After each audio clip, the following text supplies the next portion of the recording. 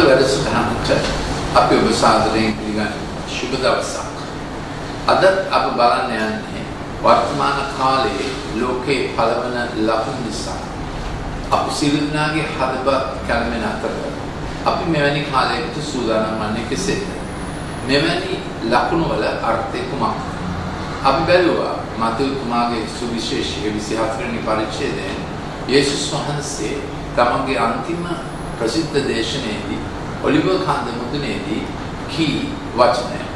අපි අදත් බලන්නේ ඒ වචනයයි. උන්වහන්සේ කිව්වා මත්තෙවුස් මාගේ සුභාරංචි 24 වෙනි පරිච්ඡේදයේ 7 වෙනි පදයේ නොයෙක් තැන්වල සාගතද පොළොකම්පාද සිදු වෙනවා. ලුක්තුමාගේ සුවිශේෂී කියන වසංගත මේක සිදු වෙනවා. වෙන බහුගර්භ බොහෝ විද්‍යාත්මක වෙනස්කම් සිදු වෙන්න පටන් ගන්නවා.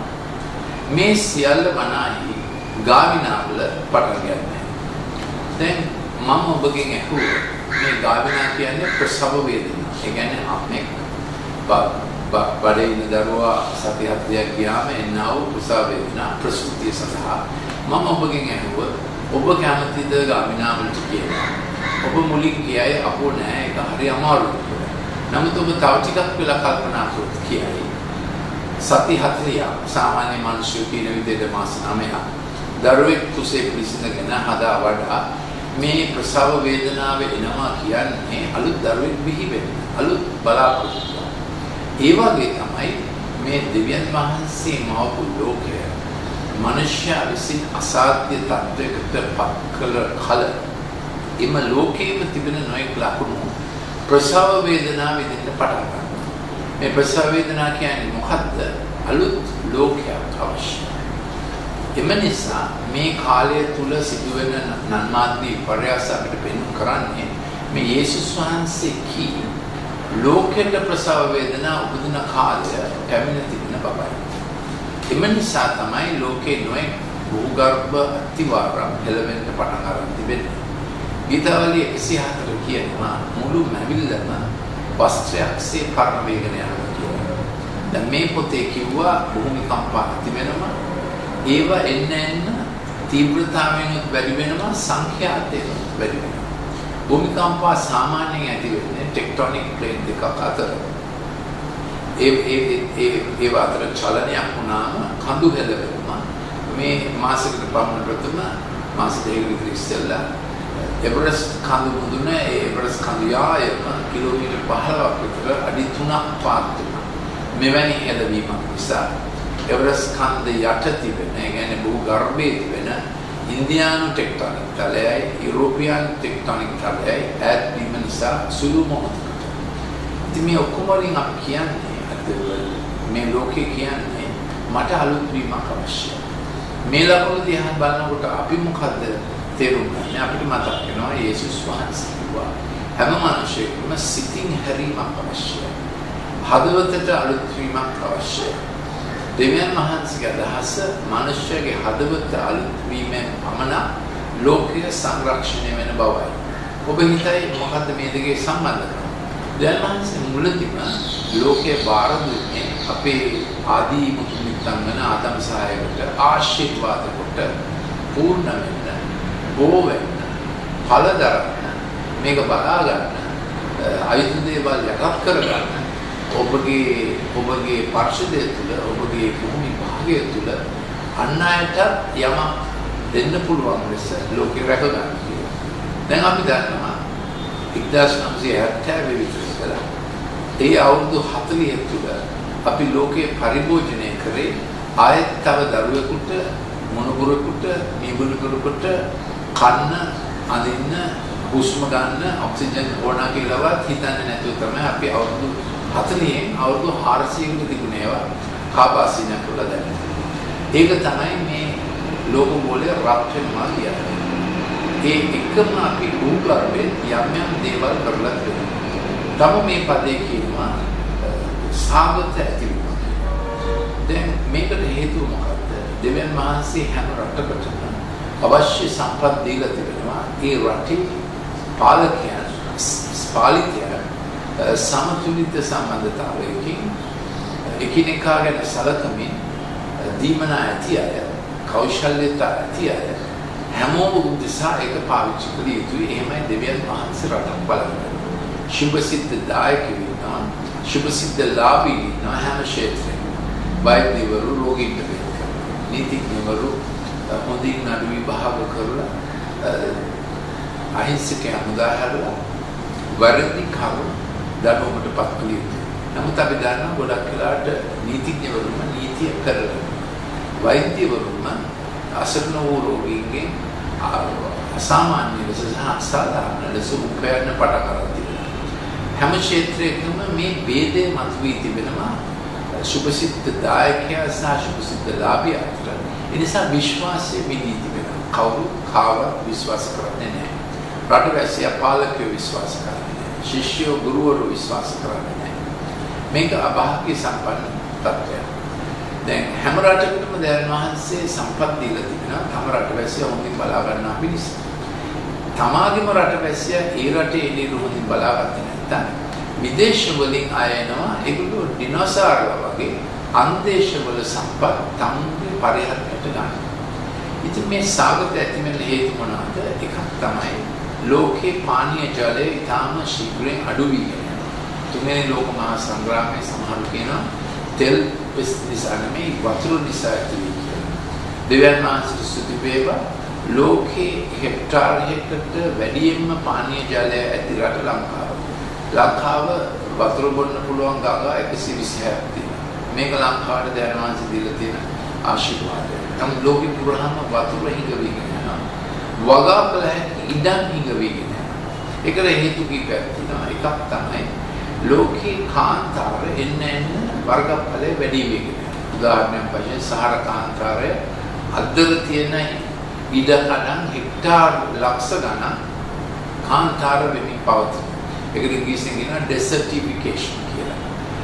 තව එකක් තමයි වගා කළ හැකි ඉඩම් වල මනුෂ්‍යන්ට එදිනෙදා ආහාරයට අවශ්‍ය ධාන්‍ය වර්ග වගා කරන්නේ නැතිව ජෛව ඉන්ධන ඊළඟට කෘෂි ආර්ථික දේවල් වැනිලා ගියකින් ඒ කියන්නේ සාමාන්‍ය ජනතාවට අවශ්‍ය ධාන්‍ය නැතිව ධනවත්ට අවශ්‍ය කෘෂි ආර්ථික නිෂ්පාදන කරන නිසා සාමාන්‍ය ජනතාවට ධාන්‍ය පිළිගන්න තිබෙන ඉඩකඩ ගොඩක් නැතිවලා තිබෙනවා. මේ ගැන ලෝක අර්බුදයක් ඇති වුණා 2008 කනගාටුදායකදී අපි දෙවියන් වහන්සේ නැතිව විද්‍යාව කරන්න ගත්තා.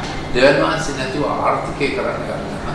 දෙවියන් වහන්සේ නැතිව දේශපාලනය කරන්න ගත්තා. මනුෂ්‍ය තමයි හැමදේකම මින්. එතකොට බලවන්තයා රජ වෙනවා. උචිතයාට උන්නතියක් තියෙන ලෝකයක් ඇති වෙනවා. බොහෝ අය දුප්පත් කමෙන් මිරිකෙන්න පටන් ගන්නවා. දැන් මේ වෙනකොට ලෝකේ දල ආදායමෙන් 90% භුක්ති විඳින්නේ ලෝකේ 10%ක් වගේ.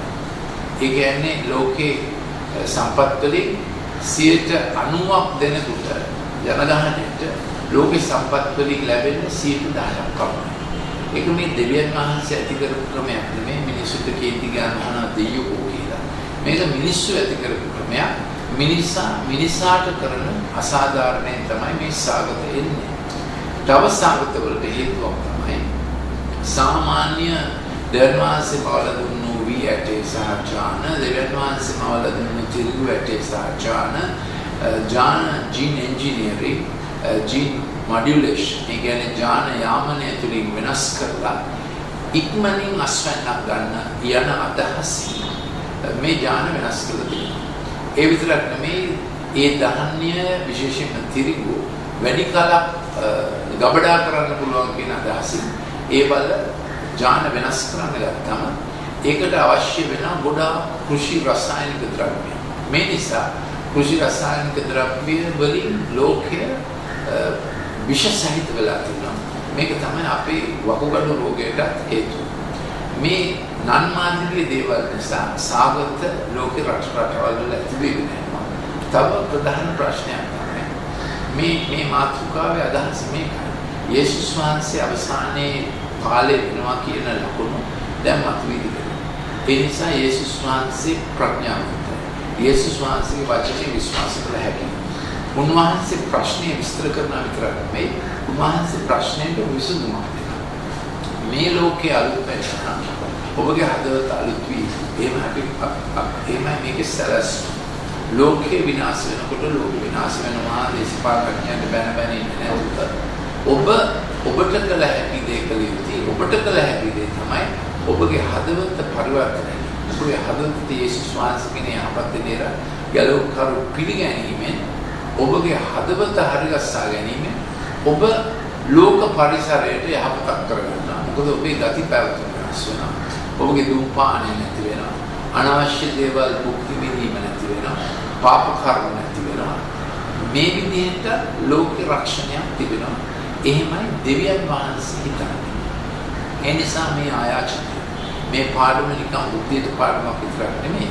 මේ බුද්ධියට ගෝචර වන ලකුණු සහ දැනුම කල්පනා කරලා බලලා මේක අහගෙන ඉන්න හැම ළමෙක් අම්මා කෙනෙක් තාත්තා කෙනෙක් හිතට ගත යුත්තේ මගේ හදවතට යේසුස් වහන්සේ වැඩම කර ගැනීම මා රැකෙනවා, මගේ පවුල රැකෙනවා, මගේ වැඩ භූමිය රැකෙනවා, මගේ අනාගතය රැකෙනවා, මගේ සෞඛ්‍යය රැකෙනවා, මගේ ආර්ථිකය රැකෙනවා, මගේ දරුවාට දෙන්න පුළුවන් බැටන් පාස් එකක් බැටන් පාස් කියන්නේ ඊළඟ පරම්පරාවට අපි දෙන්නේ මොනවද? ඒ නිසා අදම ක්‍රිස්තුස් වහන්සේ හදවතට පිළිගන්න මේ ලෝකේ මතුවෙන නරක ලකුණු කියන්නේ ඒකයි. තවදුරටත් මම කැමතියි මේ ගැන ටිකක් බලන්න දැන් මානසික වචනය. මේ වගේ කාලෙක මොනවද වෙන්නේ? බොහෝ දෙනෙක් බාධාවට පැමිණ ඔවුනොවුන් පාදා දෙන්නේ. මේකේ වචනය ඉංග්‍රීසියෙන් කියන්නේ ඔෆෙන්ස් කියලා කියන්නේ උදාහසට පැමිණ.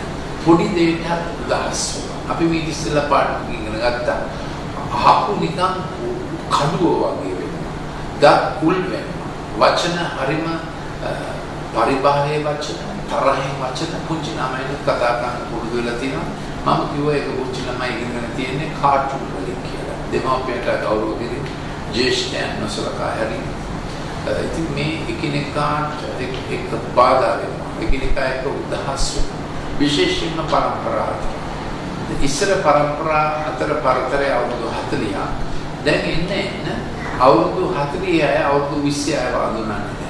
අවුරුදු 20 අයට අවුරුදු 14 ළමයිකට මොකද කියා දෙන්න බැරි තරමට අවුරුදු 14 ළමයි ඔවුන්ම කල්ලියක් වෙලා. ඒ පරම්පරාව වෙන කවුරුත් කියන එක ගන්නෙ නැහැ. ඩිජිටල් ලෝකයේ එපමණ ඒ පරම්පරාව අකුණේ කරලා පරම්පරා තනිව ගුහාවල ජීවත් වෙනවා වගේ. ඉස්සර ජීවත් වෙන්නේ ගල් ගුහාවල, දැන් ජීවත් වෙන්නේ ඩිජිටල් ගුහාවල. ඒගොල්ලෝ දන්නේ ඒගොල්ලෝ කරන එක විතරයි. මේක සෙල්ලමක් නෙමෙයි, මේක අතිශෝක්තියක් නෙමෙයි.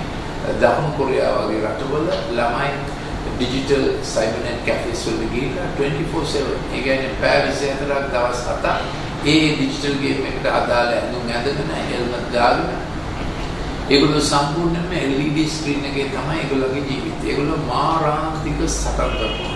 එක ප්ලැට්ෆෝම් ඉන්ටර්නැෂනල් ප්ලැට්ෆෝම් එක රටවල මේ ඔක්කොම වෙන්නේ ඩිජිටල් ලෝකේ. ඒ අතරතුර ඒගොල්ලෝ සිගරට් බොනවා, කොම් බොනවා, සමහර අය අවුරුදු 18 දී heart attack හැදිලා මැරෙන්න වැටෙනවා. එච්චර විකෘති වූ ජන සමාජයක අපි ඉන්නේ. දැන් ලංකාවේ මේ ප්‍රශ්නේ එච්චර උග්‍ර නැති එක ඇත්ත. එනමුත් අපි නිතරම මේ වැඩසටහනවලින් ඔබට හඳුන්වා දෙනවා. ඔබගේ තරුණ ළමයින්ට හොඳ පත්‍රයක් අපි අලුතෙන් උපදවලා තිබෙනවා. විදේශ කියලා ඩිජිටල් නැනොරැසර්. මේක අපිට ලිවීමෙන් ඔබට ලබා ගන්න පුළුවන්. මේකේ බොහොම පැහැදිලි අවවාද තිබෙනවා ළමා සම්පත සුරකින්න තුරුණු විය වගේ. ඒ වගේම අපේ පොත් ගොඩක් තිබෙනවා. මේ ප්‍රසිද්ධ පොත් ශාලාවලින් ගන්න පුළුවන්. MD ගුණසේන විජිතයාපා සාරසවි ලේක් හවුස් ද්‍රවිඩ සිංහල ඉංග්‍රීසි භාෂා තුලින් තිබෙනවා. අපේ වැඩසටහනක් තිබෙනවා සිකුරාදා හවස 6:30ට ළමා ශික්ෂණ මධ්‍යස්ථානයේ තරුණ චාර්යා කියලා. ඒ හැම වයස් සීමාවකටම අපි නොමිලේ මේ වැඩසටහනක් කරනවා. ඔවුන් ඩිජිටල් ඇබ්බැහිවීමෙන් ඩිජිටල් ඇබ්බැහිවීම මත්ලෝලත්වයක් වගේ. ඒකේ කොන් ගලවාගෙන පාඩම් කරලා අනාගතයේදී ඔහුගේ අධ්‍යාපනය සහ රැකියාව සුරක්ෂිත පිණිස. මම මේ ටික කිව්වේ මේ උදාහරණය එන්නේ කොහෙන්ද? නිතරම සටන් ලෝකෙට ළමයි විශ්සනකොට ත්‍රාසජනක අධ්‍යයනය වලින් මේ ඩිජිටල් කාටුන් බලලා ඒ ළමයි ඉබේම කාටුන් එක වගේ වෙනවා. ඒ විතරක් නෙමෙයි ඔවුන්ගේ මොලේ පතයන් ඒ විදිහට හැඩ ගැහෙන්න පටන් ගන්නවා. ඔවුන්ට ඊළඟට සංග්‍රාමයේ ත්‍රාසජනක අධ්‍යක්ෂ නැතිවම බැරි වෙනවා. එතකොට ඒගොල්ලෝ ලිංගික ත්‍රාසය, සූදු කරලා ත්‍රාසය, ඉන්ටර්නෙට් ගෑම්බලින් වලට හැමතිස්සෙම බස් එකක් එන්න ඉස්සෙල්ලා පණින්න හදනවා. මේ සීමා කඩලා බලනවා. යම් දවසක මේගොල්ලෝ නීතිය රැහැනටත් යොමු වෙනවා. ඒ නිසා මේ එකිනෙකා උදහස් වෙනවා කියන එක ඉස්සර වැඩිමහල්ුනේ දැන් මේ පොඩි ළමයිගේ ජීවිතේ හැමතිස්සෙම උදහස් ඇතිව තමයි ඒගොල්ලෝ කතා කරන්නේ. අම්මයි තාත්තට උනත් ගුරුවරුන්ට උනත්. මේ ප්‍රශ්නේ පටන් ගත්තේ අම්මයි තාත්තටයි වෙලා නැති නිසා. ළමයින්ම ඩිජිටල් දේවල් වලට බැහැ කරේ අම්මයි තාත්තා. දැන් අපි මේ ප්‍රශ්නේ විසඳන්න ඕන ගුරු සහ දෙගුරු එක්කහුව වෙලා. ඒක අපේ ආයතනය. ඊළඟට මේකේ කියනවා මුලා වෙනවා කියලා. බොහෝ අය මුලා වෙනවා නොයෙක් බොරු විශ්වාස කරන්න පටන් ගන්නවා. අසත්‍ය සත්‍ය වගේ පේන්න පටන් ගන්නවා. මන මුලාවක් නැති වෙනවා. අద్භූත දේවල් විශ්වාස කරනවා. දැන් බොහෝ කාටුන් වල තිබෙනවා මැරිලා නැගිටිනේවා ස්පූකි zombie මේ දේවල් කරනකොට ළමයින්ට අద్භූත බලවේගයක් ඇති වෙනවා. ඒගොල්ලන්ගේ නිින්දට බාධා වෙනවා. ඒගොල්ලෝ උදේ නැගිටින්නේ කම්පර ෆයිට් වගේ. ඒක අඬලා කෑ ගහලා තම මතේ ඉල්ලගෙන ඉස්කෝලේ යන්න බැහැ කියලා. ඉස්කෝලේ ගියාට පස්සේ ස්මාර්ට්ෆෝන් වලින් මේවම කරන පරම්පරාවක් ඇති වී තිබෙනවා. ඒ නිසා ඇතැම් ඉස්කෝලවල ස්මාර්ට්ෆෝන් තහනම් කරලා තිබෙනවා. ඉතින් මේවා අම්මලා තාත්තලා මොන්නේ කොහොමද? ඔබගේ ජීවිතේට ආත්මික ශක්තියක් අවශ්‍යයි. යේසුස් වහන්සේ කියන්නේ ඉදිරියේ පැය 24ක් දවස් 7ක් ඔබගේ ජීවිතේ බලා ගන්න පුළුවන් ඉදිරියේ. උන්වහන්සේ ඔබගේ හදවතට පිළිගන්න. මේකේ තව එකක් තියෙනවා. බොහෝ දෙනාගේ ප්‍රේමයේ හීන වෙනවා, අයිතිකම වැඩි වෙනවා. මේ නිසා පවුල විශ්ිත කරන බලවේග ගොඩක් ඇවිල්ලා තිබෙනවා. විවාහයෙන් අලුතින් අර්ථකථනය කරනවා. විවාහය කියන්නේ පිළිමයක් සහ ගෑණියෙක් අතර විතරක් නෙවෙයි කියන්නේ. අපි දන්නවා දැන් මහන්සියගේ ස්වරූපයෙන් ඔහුවද ඇයවද තව ජීවිතාන්තයේ එක්ක විශ්වාසවන්ත වෙන්න පිණිස දැන් වහන්සේ පවුලේ උන්වහන්සේගේ විශ්වකර්ම ප්‍රඥාවෙන් සැලසුම් කළා. ඒ පවුලේ කිගෙට ළමෙක් වෙනවා. දෙමව්පියෝ දායක ස්නේහය අපිනවා මලේ කිරිකොට සාදා දරුවක් දෙනවා. ඒ දරුවත් යථා කාලයේදී කෘතඥ පූර්වකව පරම්පරා අතරේ එවැනි සම්බන්ධකමක් ඇතුළේ තමයි පවුලේ ගෙනගත්තු කරන්නේ. පවුල තමයි අනාගත පුරවැසියන් නිර්මාණය කරන්නේ. ඉස්කෝලේ නෙවෙයි. ඉස්කෝලේ කරන්නේ ඒකට පොඩ්ඩක් දායක. ඉස්කෝලේ දෙවනි ගුරුවරයා. පළවෙනි ගුරුවරයා ළමයාගේ පවුල. ඒක නිසා මම කියන්නේ තොටිල්ල නලවන අත රට රාකි රට පාලනය කරන්නේ. ගෙදරින් තමයි ළමයාගේ මූලික ශික්ෂණය ලැබෙන්නේ. ගෙදර තමයි අනාගත පුරවැසිය බිහි කරන්නේ.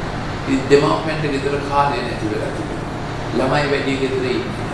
පිට රටවල නම් විදේශ රටවල ළමයි තාක්ෂණික ගෙදරින් පිට වෙන අවුරුදු 17 වෙනකොට ඒගොල්ලන්ට ඩෝල් සෝෂල් අලවන්සස් තියෙනවා. අම්මා තාත්තා අතහැරලා apartments වලට වෙන ගෙදරකට හොස්ටල් වලට යන්න පුළුවන්.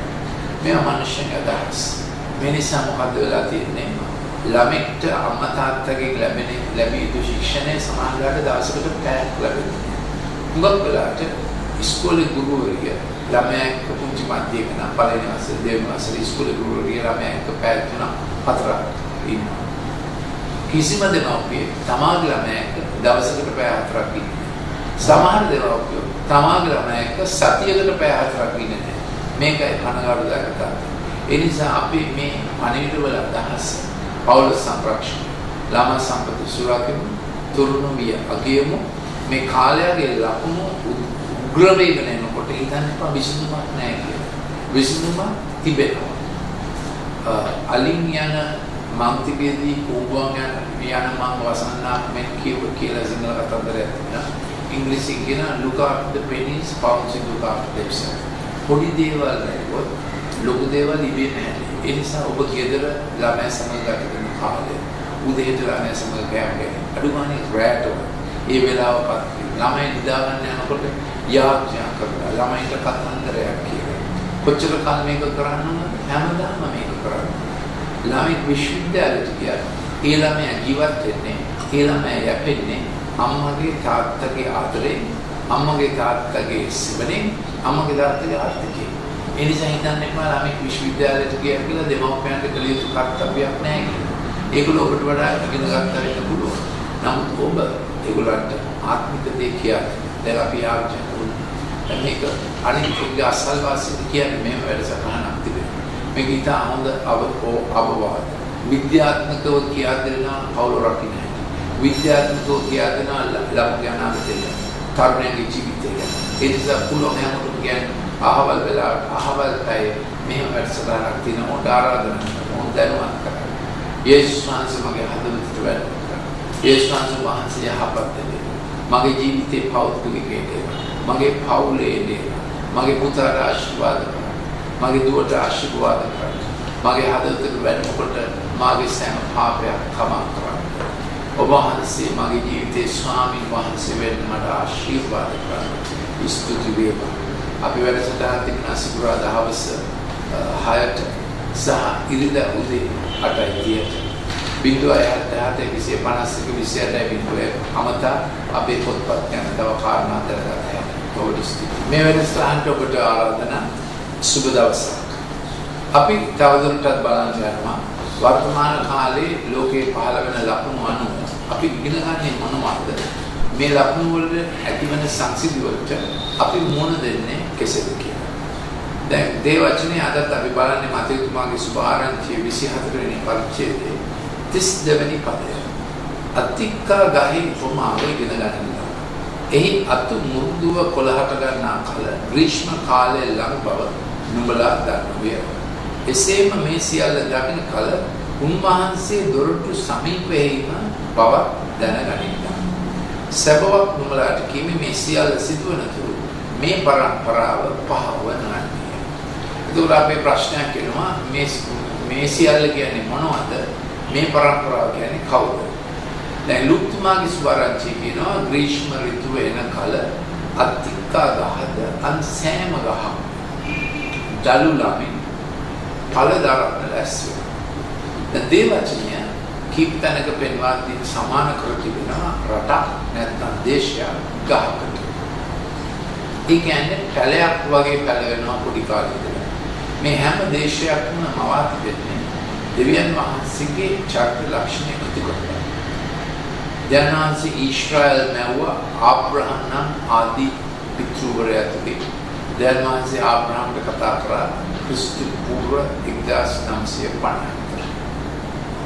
ඒ ආබ්‍රහම්ගෙන් ඇතිවුණු ජාතිය තමයි ඊශ්‍රායල්.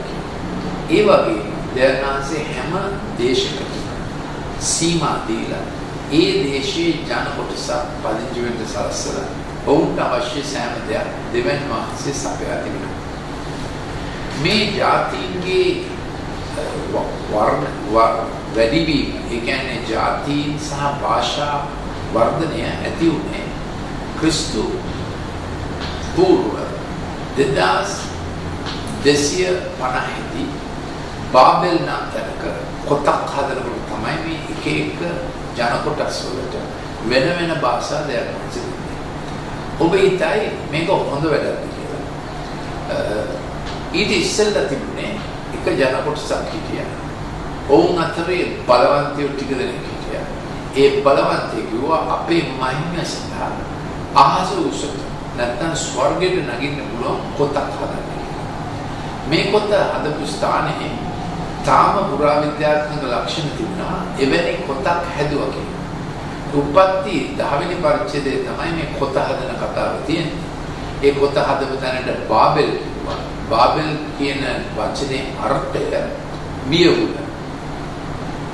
දැන් ඔක්කොම ජනගහනය එක් භාෂාවක් කතා කරමින් එක තැනක ඉන්නකොට වෙන්නේ ඒ ජනගහනය අතර ටික දෙනෙක් බලවන්තය වෙලා ඔක්කොම පාලනය කරනවා. ඔක්කොම සම්පත් තමන්ගේ උන්නතිය සඳහා පාලනය කරනවා. ඒ නිසා දැන් මහන්සි කිව්වා මීට වඩා හොඳ ක්‍රමය තමයි පන්ති බෙදන්න ඕන. පන්ති බෙදනවා කියන්නේ ජන කොටස් වලට ඒ භාෂා දීලා දෙවියන් වහන්සේ ජන කොටස් ලෝකයේ පුරාම ලෝකයේ එක් රටවල ගිහිල්ලා පදිංචි වෙන්න සැලසුවා. මේ කතන්දරේ දින උප්පත්ති 10. ඒ නෝවාගෙන් ඇති වුණු පුතු තුන්දෙනා හාම්, ෂෙම්, යාපෙත් ඔවුන්ගේ පුතු ඒ පුතුන්ගේ පුතු ඒ කියන්නේ යෝන් නොමගේ මීමුණු බුරක් තමයි ඒ රටවල් ඇතුළේ ජාති පටන් ගත්තේ. අපේ ලංකාවට ඒන් කොටසක් ආවා. හරියට කවදාද කියලා වෙනදා සිටිනවා. අපේ ලංකාවට ඒන් කොටසක් ආවා. ඒ හැම රටේම දැන් ඓතිහාසික ලියවිලි තිබෙනවා. කවුරු කොහෙ ගියාද ඒ ජාතිය මේ වෙනකොට උදාහරණයක් වශයෙන් රුසියාවේ ඉන්නේ. කොයි ආදිමුතු මිත්‍යාගේ ප්‍රවෘත්තිනයි. ඒක අපිට දැනගන්න. ජර්මනි නොවාගේ කොයි මීමුණු පුරාගෙන් පැවතෙනවා. දැන් දැනගන්න කැමතියට කියන්න පුළුවන්. ජර්මනි ඉන්නේ අෂ්කෙනාස් කියන මීමුණු පුරාගෙන් පැවතෙන අය. තුර්කියේ ඉන්නේ ටොගාමා කියන මීමුණු පුරාගෙන් පැවතෙන අය. දැන් ලෝකේ භාෂා වෙන් වෙලා තිබෙනවා. හම්ගෙන් පැවතෙන අයගෙන් එන භාෂා හම් වැඩි හරියක් ගියේ අප්‍රිකාව ඒ තදාසන රටවල් වලට. ඊළඟට ෂෙම්ගෙන් පවතින ජාතින් ඒගොල්ලෝ තමයි මැද පෙරදිගේ ඉන්නේ. අභාග්‍යයකට මම දන්නවා ඉස්මායිල් සහ ඊසා අතර පොඩි කාලෙම ඇති වුණු විරසක දැන් යුදෙව් ජාතිය සහ මුස්ලිම් ජාතිකයන් අතර මහා පරිමාණික පැතිකලයක ලෝක සාමයට තත්ත්වයක් වෙලා තියෙනවා. ප්‍රශ්නය තියෙන්නේ කොහෙද? ගෙදර. ආබ්‍රහම් ගෙදර තමයි මේ ප්‍රශ්නය තියෙන්නේ. පුතු එකම තාත්තගේ පුතු දෙන්නෙක් අතර. ඒක අපි මේ පාඩම් වලදී කියන්නේ පවුල රැක ගැනීම අවශ්‍යයි. ළමා වයස් වෙන දේවල් අවශ්‍යයි. අවුරුදු 14 ඉස්මායිල් අවුරුදු 3 ඊසාට ඔලොක්කම් කරා සරදම් කරා සාවඥ ලෙස සැලකුවා කියලා. ඊසාගේ අම්මා වූ සාරායි කිව්වා මේ අනිත් පුතාව ගෙදරින් ආවා. ඉතින් මේ අවුල එක පවුලක හටගත්ත අවුල. ඒ නිසා මේ සෑම පාඩම් මාලාවකම කියන්නේ දේ වචනේ තියෙන සත්‍යය. ඓතිහාසික සත්‍ය, පුරාවිද්‍යාත්මක සත්‍ය, විද්‍යාත්මක සත්‍ය, සමාජ විද්‍යාත්මක සත්‍ය. දේ වචනේ කියවා එහි දැනුම ලබාගෙන එහි විසඳුම තම ජීවිතයට පිළිගන්නා කෙනා ප්‍රඥාවන්ත මිනිසෙක්. ප්‍රඥාවෙන් නේද? දෙවියන් වහන්සේ කරේ භාවීමෙන් සහ දෙවියන් වහන්සේගේ දැනුමෙන් තමයි දෛනික ජීවිතයට ප්‍රඥාව ලබාගෙන ඉන්නේ. ඉතින් මේ જાති ඒ උපත් 10 වෙනි පරිච්ඡේදය වෙනකොට නොයෙක් රටවල් වල ගිහිල්ලා පදිංචි වෙන්න පටන් ගන්නවා. ඒකේ අර්ථය උනේ ඒ જાතිය එක පවුලක් ලෙස තමන්ගේ අයට හොඳට සැලකීම. ඒ නිසා අපි අපේ රටේ සෙනඟ හොඳින් බලාගන්න කිසි විදේශීය බලපෑමක් නැතුව අපේ රටේ සෙනඟ ඇතිතරම් සම්පත් අපේ රටේ තිබෙනවා. අපේ රටේ නැති දේවල් වෙන රටකින් ගන්න පුළුවන් විදිහට අපිට අපේ ආර්ථිකය ගොඩනගා ගන්න හැකියි. දෙවියන් වහන්සේගේ ප්‍රඥාව යහපත්. නමුත් දෙවියන් වහන්සේ නොසලකන මනුෂ්‍ය හැමතැනකම අනිත් අයට අසාධාරණයක් කරලා තම තනියම දිනු වෙන්නේ නැහැ තමයි මේ ප්‍රශ්නේ. ඉතින් මේ දේව වචනේ කියන්නේ යේසුස් වහන්සේ කියනවා මේ එක උද්‍යානයක් ලෙස ලෝක ගෝලයේ පුරාම පැලවුණු ගස් තිබෙනවා. එස්කේල් 31 වෙනි පරිච්ඡේදයේ කියනවා මුළු ලෝකෙම දේශය දෙවියන් වහන්සේගේ උද්‍යානයේ ගස්. දෙවියන් වහන්සේ එක් දේශයක් පහක් කොට තවත් දේශයක් උසස් කරන්නේ නැහැ අසාධාරණ ලෙස. නමුත් මේ හැම ගහක් අනිත් ගස් වලට ඉරිහරයක් නොවි වැඩෙන ලෙස දෙවියන් වහන්සේගේ යම් යාමනයක් තියෙනවා. ඒ කියන්නේ ක්‍රිකට් මැච් එක අම්පයර් වගේ, ෆුට්බෝල් මැච් එක රෙෆරි වගේ දෙවියන් වහන්සේ ඒ දේශයේ අය අන් දේශ වලට හානි ඉරිහර නොකරන ලෙසට දෙවියන් වහන්සේගේ අනුක්‍රමයක් දෙවියන් වහන්සේ පාත්තා තිබෙන එක ස්වයං දිව්‍ය ක්‍රමයකින් තමයි වහන්සේ ඒක කරන්නේ. සාමාන්‍ය ක්‍රමේන ඒ රටේ මිනිස්සුන්ට දෙවියන් වහන්සේ ආණ්ඩුව බාර දී තිබෙනවා. තම සෙනගට යහපතක් කරගෙන යන්නේ. ඉතින් දැන් මේ පුංචි කාලෙන් පටන් ගත්ත ලෝකයේ ඒ ජාතීන් ගස් ලෙස වැඩිලා ඔය ඔක්කොම ගස් විභාග කරලා අස්වැන්න කාලයක් එනවා. ඒකයි මේ ශාස්ත්‍රය කියන්නේ. උන්වහන්සේ පළවෙනි සැරේ ආව බෙත්ලෙහේ කුඩා බිලිදාස මනුෂ්‍යන්ගේ ජීවිතය උදෙසා පූජා කරනවා. උන්වහන්සේ දෙවෙනි සැරයක් එනවා රජුගේ රජ ලෙස සෑම දේශයකටම මෞංකාර දෙවියන් වහන්සේ ලෙස උන්වහන්සේ දුක් සම්පත් ඒ රට පාවිච්චි කළේ කෙසේද? ඒ රට තමසනකට සලකන්නේ කෙසේද කියලා මේ රටේ පාලනයට ඉහළින් පාලනය දෙවියන් වහන්සේ පාත්තාගෙන යනවා. මොකද ජාති නැවේ දැනවාස රට රටවලට සම්පත් දුන්නේ දැනවාස රට රටවල දේශ සීමා නියම කළේ දැනවාසේ ඒ දේශ සීමා උල්ලංඝනය කොට අනිත් රටවලදී කොල්ල කන අය ගැන දෙවන් වහන්සේ ඒ සංදර්භය තුල තමයි ඒ පසුතලය තුල තමයි යේසුස් වහන්සේ කිව්වේ මේ හැම ගහක්ම දැන් පැටිලා ග්‍රීෂ්ම ඍතුව එන කාලයක් තිබෙනවා. එතකොට ඒ ගස්වල ඵල මොනවද කියලා බලන්න යේසුස් වහන්සේ. ඒ කාලය තමයි දැන් මේ ඇති වෙලා තිබෙන්නේ. ලංකාව නැමැති ගහේ කොයි වගේ ඵලද තියෙන්නේ? යහපත් ඵල, විශේෂයිත් ඵල. අපි දන්නවා ගහක් නහන්නේ ගහේම ඵල කියලා. අපි සිංහල භාෂාවේ ප්‍රස්තාව කරලා තියෙනවා. ඒ වගේම ප්‍රස්තාව කරලා තියෙනවා ගහ දන්නාට කොළ පාන්න යන්න එපා කියලා. සාමාන්‍ය කොළයක් කාලා දැනගන්න පුළුවන් මේ ගහ කොයි වගේද කියලා. අපජාතිය මොකක්ද කියලා දැනගන්න. නම් දෙවෙනි මාස් කියන්නේ මේ හැම ගහක්ම දරපු ඵල මොනවද කියලා බලන කාලයක් තියෙනවා. ඒ කාලේ දැන් ඇවිල්ලා තියෙනවා කියලා තමයි දැන් මේ පේන්නේ. දැන් කාලය කෙටි වෙලා ශීඝ්‍රයෙන් මේ වෙනස් වී වේගන යන්නේ මොකද? ඒ දේශ තම සෙනගට සලකන හැටි නරක වේගන. ඒක මේ කාලයේ ලකුණ. එළිය වගේ නැතිව බැටළුවන්ට හිරහැක්. රටක පාලකයා දැනන සලකන්නේ එළිය දෙස්. ක්ෂේත්‍රයක වෛද්‍ය ක්ෂේත්‍රයේ පාලකයා දැනන සලකන්නේ එළිය දෙස්. සභාවක පාලකයා දෙවියන් වහන්සේ සලකන්නේ එළිය දෙස්. සභාව ප්‍රේසන් විරුද්ධේ කාලයාගේ ලකුණු සහ ලෝකයේ ලක්ෂණ තමන්ට ඇතුළු නොවන පිළිස. මොකද අපි ගොඩක් කලක් ලුණුදියේ ජීවත් වුණා. ඒ මෙරිදියේ මාළුවත් නිකන් ලුණුදියේ වගේ හැසිරෙන්න පටන් ගන්නවා. ලෝකෙ වෙනස් වෙක නෑ. මම කිව්වා මේ පාඩම්මාලා තුළ පරිසරයේ සම්පූර්ණ විශ්වසහිත වේගනය.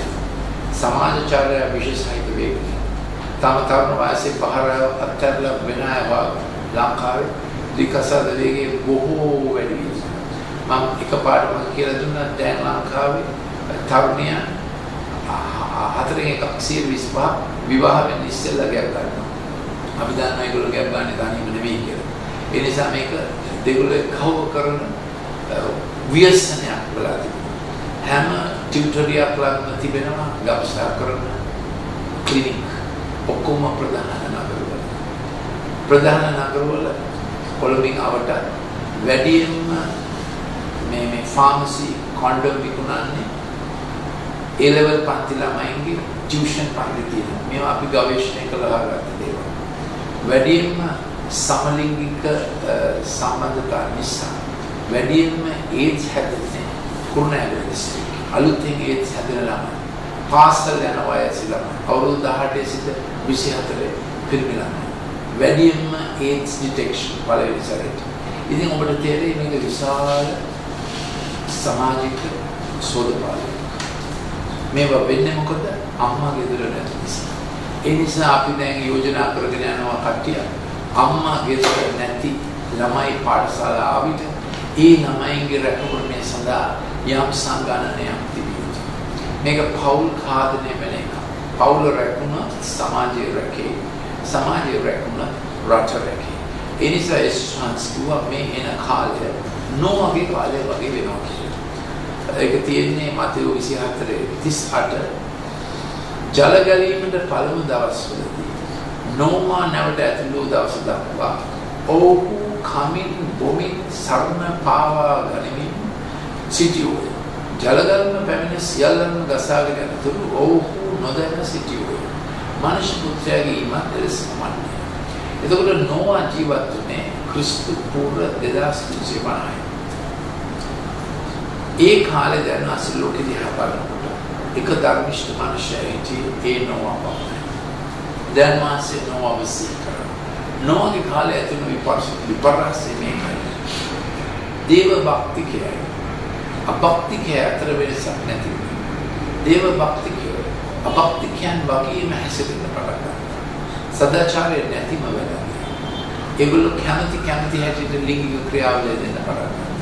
ලොකු දියුණුවක් තිබෙනවා වගේ පෙනුන අසාමාන්‍ය පරිභෝජනයකුත් තිබුණා. නමුත් පෞල රැක ගැනීම ගැන අදහස් තිබුණේ නැහැ. එතකොට මේ දෙවියන් වහන්සේ දුන්න ලෝකය විකෘති වෙනවා. දෙවියන් වහන්සේ රටක් රකින්නේ, පවුලක් රකින්නේ. අම්මයි තාත්තයි ජීවත් වෙන්නේ කොහොමද? අම්මයි තාත්තයි දරුවෝ බලාගන්නේ කොහොමද? ළමා බිය කොයි වගේ වෙයිද? එහෙම තමයි දෙවියන් වහන්සේ පවුල රකින්නේ. දෙවියන් වහන්සේ නොමට කිව්වා නැවක් හදන්න කියලා. දැන් සමහර අය හිතන මේක සුරංගනා කතාවක් කියලා. මේ දැන් අවුරුදු දෙකකට ඉස්සෙල්ලා හොලිවුඩ් එක හැදුවා චිත්‍රපටයක් නොවනේ.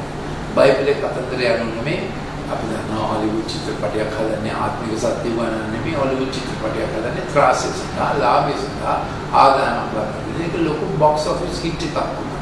ඒ බයිබලේ නෝ ගැන මේගොල්ලෝ බයිබලයේ කතාවස්තු අරගෙන විකෘති කරලා සෙනගට තෘප්තියක් ඇති වෙන ලොකු එන්ටර්ටේන්මන්ට් එකක් වෙන චිත්‍රපටයක් හැදුවා. නමුත් නොවගේ කතන්දරේ දැනවන්ස කිව්වා නැවක් හදන්න. ඒ නැවට දැනවන්ස දුන්න මින්ම මනුෂ්‍ය ශරීරයේ තියෙන මින්ම. ඒ ආරෝ පරණයි අනුපාතය අනුව තමයි දැනවන්ස නැව හදන්න කිව්වේ. අඩි 6යි අඩි 2යි අඟල් 0.9යි අනුපාතයට තමයි නැව හැදෙන්නේ. ඒක පාවෙන නැවක්.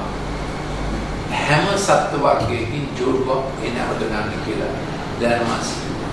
ඒ නැවට ඒ නොව ඒ සර්කට දේශනා කළා කිව්වා මහ ව්‍යසනයක් වෙන්න තියෙනවා. ඔබගේ ජීවිත හදාගන්න. ඔබ පොළොව නාස්ති කරනවා. ඔබ පවුල නාස්ති කරනවා. ඔබ එකිනෙකාව නාස්ති කරනවා. ඔබ ඇතිදැඩි කරන දරුවන්ව නාස්ති කරනවා. අපි දන්නවා දැන් ලෝකේ හැම රටකම ගබ්සා කිරීම බොහෝ වැඩි වෙනවා. දැන් මේ අවුරුද්ද වෙනකොට ජීව උපත් වලට වැඩි සංඛ්‍යාවක් මිනිස්සු ගබ්සා කරලා මිනිමාරලා නාස්ති කරනවා. ඔබ හිතලා බලන්න. දෙවියන් වහන්සේ කුමක් කරේ? මම ආයෙත් කියන්නම්. ජෛව උපත් ඒ කියන්නේ ළමයි ඉපදෙන ප්‍රමාණයට වැඩි ප්‍රමාණයක් ගබ්සා වලින් නැති කරනවා ලෝක පුරා. අපේ ලංකාවේ මේක. ලංකාවේ ගබ්සා කිරීම නීති විරෝධී. ඒත් නීති විරෝධී ගබ්සා කිරීම වෙනවා. ඉතින් මේ ගැන කල්පනා කරාම අපේ සිතට දැනෙන්නක් වෙනවා. අපි කල්පනා කරලා බලන දෙවියන් වහන්සේ කොහොමද අම්ම කෙනෙකුට තාත්තා කෙනෙකුට කවුරුද තම ශරීරයෙන් කවුරුද පෞලේ ප්‍රේමයෙන් ජාතක ප්‍රේමයෙන් එකිනෙකාට ආදරයෙන් ඇතිදැඩි කළ යුතු ළමයි කාමය නිසා රාගය නිසා බබාලා හම්බ වෙන ඒව ඕනේ නැහැ කියලා හිතලා ඒ බබාලා නැති කරනවා. දැන් මේ බඩේ ඉන්න බබාට වේදනාව දැනෙනවා. ඒ බබාට දැනෙනවා අම්මා හිතන්නේ කොහොමද කියලා. මේක කල්පනා කරනවා. ඒ නිසා මේක බැලෑපත් ආයෝජනය. ඔබේ හදවතට යේසුස් වහන්සේ පිළිගන්න. අපි හැමදෙස්සම මෙතන වර්ධ දේශපාලනයක් තියෙනවා. අපි හැමදෙස්සම අපේ වර්ධ ගැන වෙන කෙනෙක් හොයා ගන්නවා තරන්න. මගේ වර්ධට හේතුව එයයි. මේක වැරදි අදහසක්. මගේ ප්‍රශ්නවල මුල තියෙන්නේ මා තුළ. මේ මුල හරි ලස්සන දෙයක් මහන්සියට පුළුවන් කියන තීරණයට ඔබ එළඹුණා. වෙන කාටවත් ඔබ දොස් කියයි නැතුව ඔබට පුළුවන් දෙවන් වහන්සේ සමග සමගිමත් ජීවිතයකට ඇතුළු අප මේ ඉල්ලාස් මම අද බරපතල කාරණා කීපයක් කිව්වා. හැම පවුලකටම මේක ආයාචන. ඔබ යම් හේකින් ගබ්සා කර තිබෙනවා නම් අද පසුතැවීමට දැන් වහන්සේ කියන සමාන මට සමාන දෙවන් වහන්සේ දුන්නු ජීවිතේ මෙලෙස හානි කිරීම ගැන සමාන. යේසුස් වහන්සේ මගේ හදවතට ඇතුළු කුරුසියක් මතු ඇනගැසුවා අත්විඳමින් ප්‍රේමයෙන් යේසුස් ඔබ කැඳවුවා. ඇනගැසුවා අත්විඳමින් ප්‍රේමයෙන් යේසුස් ඔබ කැඳවුවා. ඒ කල්වාරි කුරුසියේ ජීවන පූජාව අද ඔබට දැනෙන ජීවන පූජාව. යේසුස් දහවනාසේ දැන් ඔබට අවිචි කරනවා. යේසුස් වහන්සේ හදවතට පිළිගන්න. කුරුසිය කියන්නේ අපේ වැරදි ඔක්කොම උන්වහන්සේ පරිවර්තනය ඔක්කොම වැරදුන රතු කතර ගොඩක් තිබුණා. උන්වහන්සේ තම ජීවිතේ එකතු කරනවා අපේ වැරදි වලට. ඒක දානයක්. අපේ ඔක්කොම ඍණ දාන කරනවා යේසුස් වහන්සේ. ඒකයි කුරුසිය. පරණ දේවල් වහන අලුත් දොරටුවක් විවෘත කරනවා. කුරුසිය කියන්නේ ඒක. කුරුසිය කියන්නේ අලුත් දොරක්. යේසුස් වහන්සේ කිව්වා උන්වහන්සේ දොර ළඟ. කොයි දොර ළඟද? ඔබේ අලුත් ජීවිතයේ දොර ළඟ. යේසුස් වහන්සේ දොරට අත තියගෙන ඉන්නවා. උන්වහන්සේ ඒක අරින්න කැමති. ඔබ තීරණයක් ගත යුතුයි. මම මේ පරණ ජීවිතයට අකමැති. පරණ සියල්ල පහ වී ගොස් සෑම දෙයක් අලුත් වන්නේ. ඒකයි ශ්වාසික පොරොන්දු. දෙවනි කොරින්ති 5:10 කිසිවෙක් ක්‍රිස්තුස් තුළ සිටියොත් සෑම දෙයක් අලුත් වන්නේ. ඒ නිසා ඔබගේ පරණ ජීවිතයේ මොකද වුණා? මොන බැහැගේ තිබුණා? මොන වෙලුම් වලින් ඔබ වෙලී සිටිය, පැටලී සිටිය ක්‍රිස්තුස් වහන්සේ තුළ ඔබ ගලවලා. ඒකයි මහසට කියන්නේ ගැලවුම් කරු, විදුම් කරු, විමුක්තිදායකය. මේක තමයි අපේ දරන්නේ. ඔබගේ ජීවිතේ තියෙන බය නැති කරලා දෙවියන් වහන්සේගේ ප්‍රේමය ඔබේ හදවතට මේක සත්‍යය. ඔබට තියෙන විශ්වාස හදවතට පිළිගන්න. එතකොට උන්වහන්සේ පරණ සියල්ල දොර වහන අලුත් දොරක් අරන ඔබේ ජීවිතයට. උන්වහන්සේ උපත්යේ සිට ඔබ තුළ තබා තිබෙන සෑම දීමනාවක්, සෑම ආත්මික දීමනාවක්, සෑම නිපුණත්වයක්, මෙතෙක් ඉදිරිපත් නොවුණු, එළි නොදැක්වුණු සෑම නිපුණත්වයක් දෙවියන් වහන්සේ උද්දීපනය කරනවා. ප්‍රභා සම්පූර්ණ කරනවා. ඔබ වාසනාවන්ත මිනිසෙක්, ආශිර්වාදවත් මිනිසෙක්. මේක කියන්නේ ඔබේ යාළුවෝ. මේක කියන්නේ ඔබේ අසල්වාසී. මේකයි යේසුස් වහන්සේ සුබපණිවිඩය. යේසුස් වහන්සේ අපි විශ්වාස කරන මේ පණිවිඩය බොහෝගේ හදවතට කතා කරනවා. මේ අහිමිට අම්මට තාත්තට දුවට පුතාට වාසි ආශිර්වාද. ඔබගේ පරණ ජීවිතේ ඔබට ගලා සෑම නපුරක් දැන් යේසුස් වහන්සේගේ නාමයෙන් නවත්තා. යේසුස් වහන්සේගේ ජීවිතේ ආශිර්වාදය ඔබට දුන්නා. අපි ඔබට මතක් කරන්න කැමති අපේ ළමාචාර්ය සහ තරුණචාර්ය මධ්‍යස්ථානයේ හැම සිකුරාදා හවස 6:30ට මේ ගැන පොත්පත් බොහෝ තිබෙනවා. ප්‍රසිද්ධ පොත් සාපෝලියව ලබන්න පුළුවන්. අපේ ලිපිනයට ඔබ ආයවොත් අපි ඔබට නොමිලේ මේ පත්‍රය එවනවා. හැම සිකුරාදා 6:30ට හැම ඉරිදා උදේ 8:30ට මේ ගැන ඔබට දැනගන්න පුළුවන්. අපේ දුරකථනයට ටෙලිෆෝන් කෝල් එකක් දෙන්න 077 156 28 01. ආශිර්වාද වෙනසේ. සුබ දවසක්. අපගේ වැඩසටහනට අපි ඔබට ආරාධනා කරනවා. අද අපි තවදුරටත් බලන්න යනවා වර්තමාන කාලයේ අමාරුකම්, ඒවායින් අපේ දරුවන් බේරා ගන්න, අපේ තරුණ පරපුර බේරා ගන්න දැනවාසික වචනයෙන් ලැබෙන උපකාරය. මම මේ කියවන්නේ බයිබලයේ තිබෙන පොත, යාපෝගේ පොත කියලා. ඒකෙ තිබෙන්නේ සාමාන්‍ය ප්‍රඥාව, එදිනදා ජීවිතයට අවශ්‍ය උපදේශ. මෙහෙම අපේ පදේ පටන් ගන්නෙ මක්නිසාද දෙවියන් වහන්සේ නපුරෙන් පරීක්ෂා කරනු ලබන්නට පුළුවන්. අපි දන්නවා නපුරටත් ප්‍රභාවයක් තියෙනවා, යහපතටත් ප්‍රභාවයක් තියෙනවා. අපේම හෘද සාක්ෂිය තුළ සහ අපේ ජීවිතයේ යහපත හා නපුර අතර මහත් සංග්‍රහණයක් තිබෙනවා. දැන් යහපතේ ප්‍රභාවය ජීවනය, නපුරේ ප්‍රභාවය දැනුම. ඒ කියන්නේ දෙවියන් වහන්සේ නැතිව කරන දැනුම මනුෂ්‍යයාට අවකල් ක්‍රියාවක් වෙනවාමයි. අපචාරාත්මක ලෙස මනුෂ්‍යයා දැනුම පාවිච්චි කරනවාමයි. උදාහරණයක් වශයෙන් අපි ගමු සීනි තේකට දාලා බොන්නත් පුළුවන්. සීනි වලින් මත්පැන් නිපදවන්නත් පුළුවන්. න්‍යෂ්ටික බලය ගත්තත් එහෙමයි. ඒකේ යහපත් ප්‍රයෝජන ගන්නත් පුළුවන්. අයහපත් දේවල්, ලෝක විනාශ කරන දේවල් බොහෝ කරලා තිබුණා.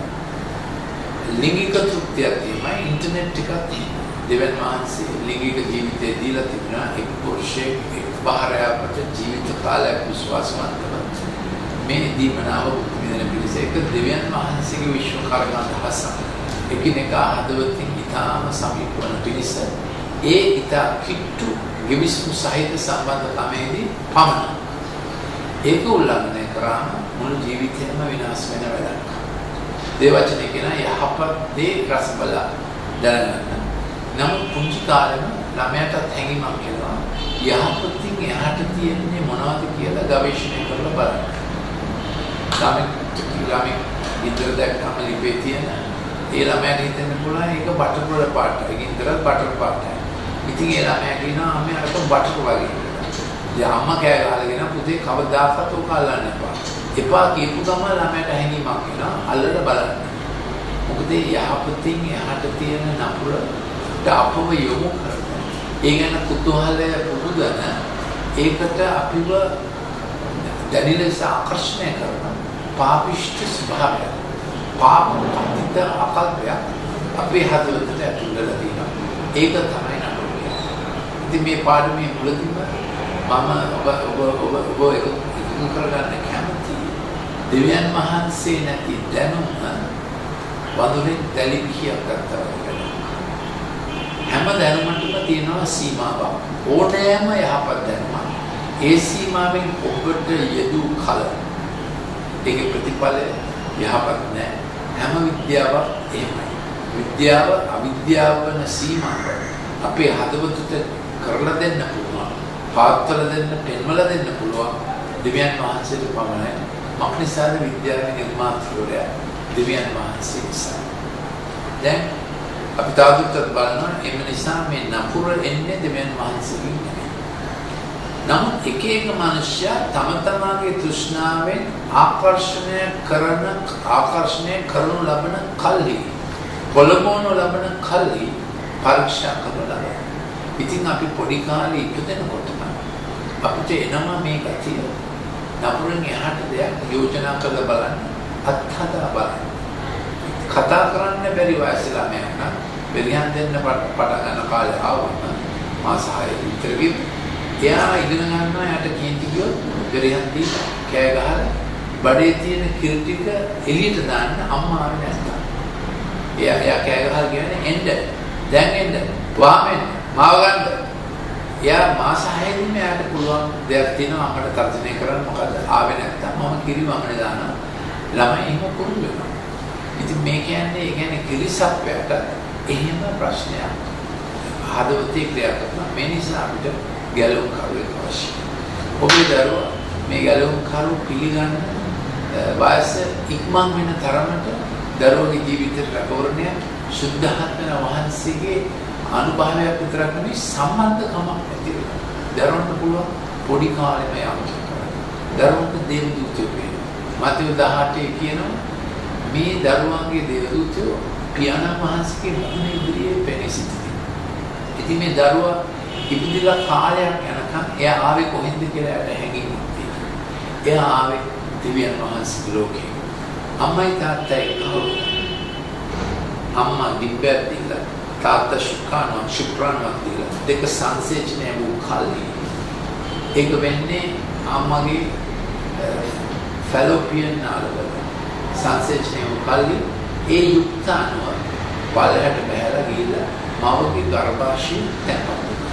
එහෙම තමයි දරුවගේ ජීවිතේ පටන් ගන්න. එක්සයිල් ඒ සෛල දෙගුණ වෙනවා, සිව් ගුණ වෙනවා. 64ක් වුණා මේකට බ්ලාස්ටෝසිල් කියනවා. දැන් මේ ශාස්ත්‍රයේ යථාකාරයේදී දෙවියන් වහන්සේගේ සැලසුම ලෙස ඊතාලයේ 139 කියලා තිබෙනවා. උන්වහන්සේගේ සැලසුම ලෙස අපේ අවයව සැලසෙන. වෙන මොනවාද දේ වචනේ කියන්නේ? මාගේ ප්‍රේමවන්ත සහෝදරයනි, සෑම යහපත් දීමද, සෑම සම්පූර්ණ දීමනාද කිසි වෙනස් වීමක්වත් හැරීමේ ඡායාවක්වත් නැත්තා වූ ආලෝකවල පියාණන් වහන්සේ කෙරෙන් ඉහළින් බැසෙන්නේ. ඒ කියන්නේ මේ ඉපදෙන දරුවට අම්මා තාත්තා දුන්න කුසලතා තිබෙනවා.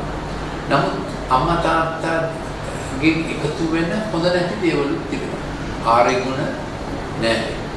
ඒ ආරෙන් ආපු අවාසිදායක දේවල් මේ ළමයාගේ ප්‍රාණයේ තිබෙනවා. නමුත් මේ ළමයාගේ ආත්මයට දෙවියන් වහන්සේ දෙන බෝනස් එක අතිරික්තයක්.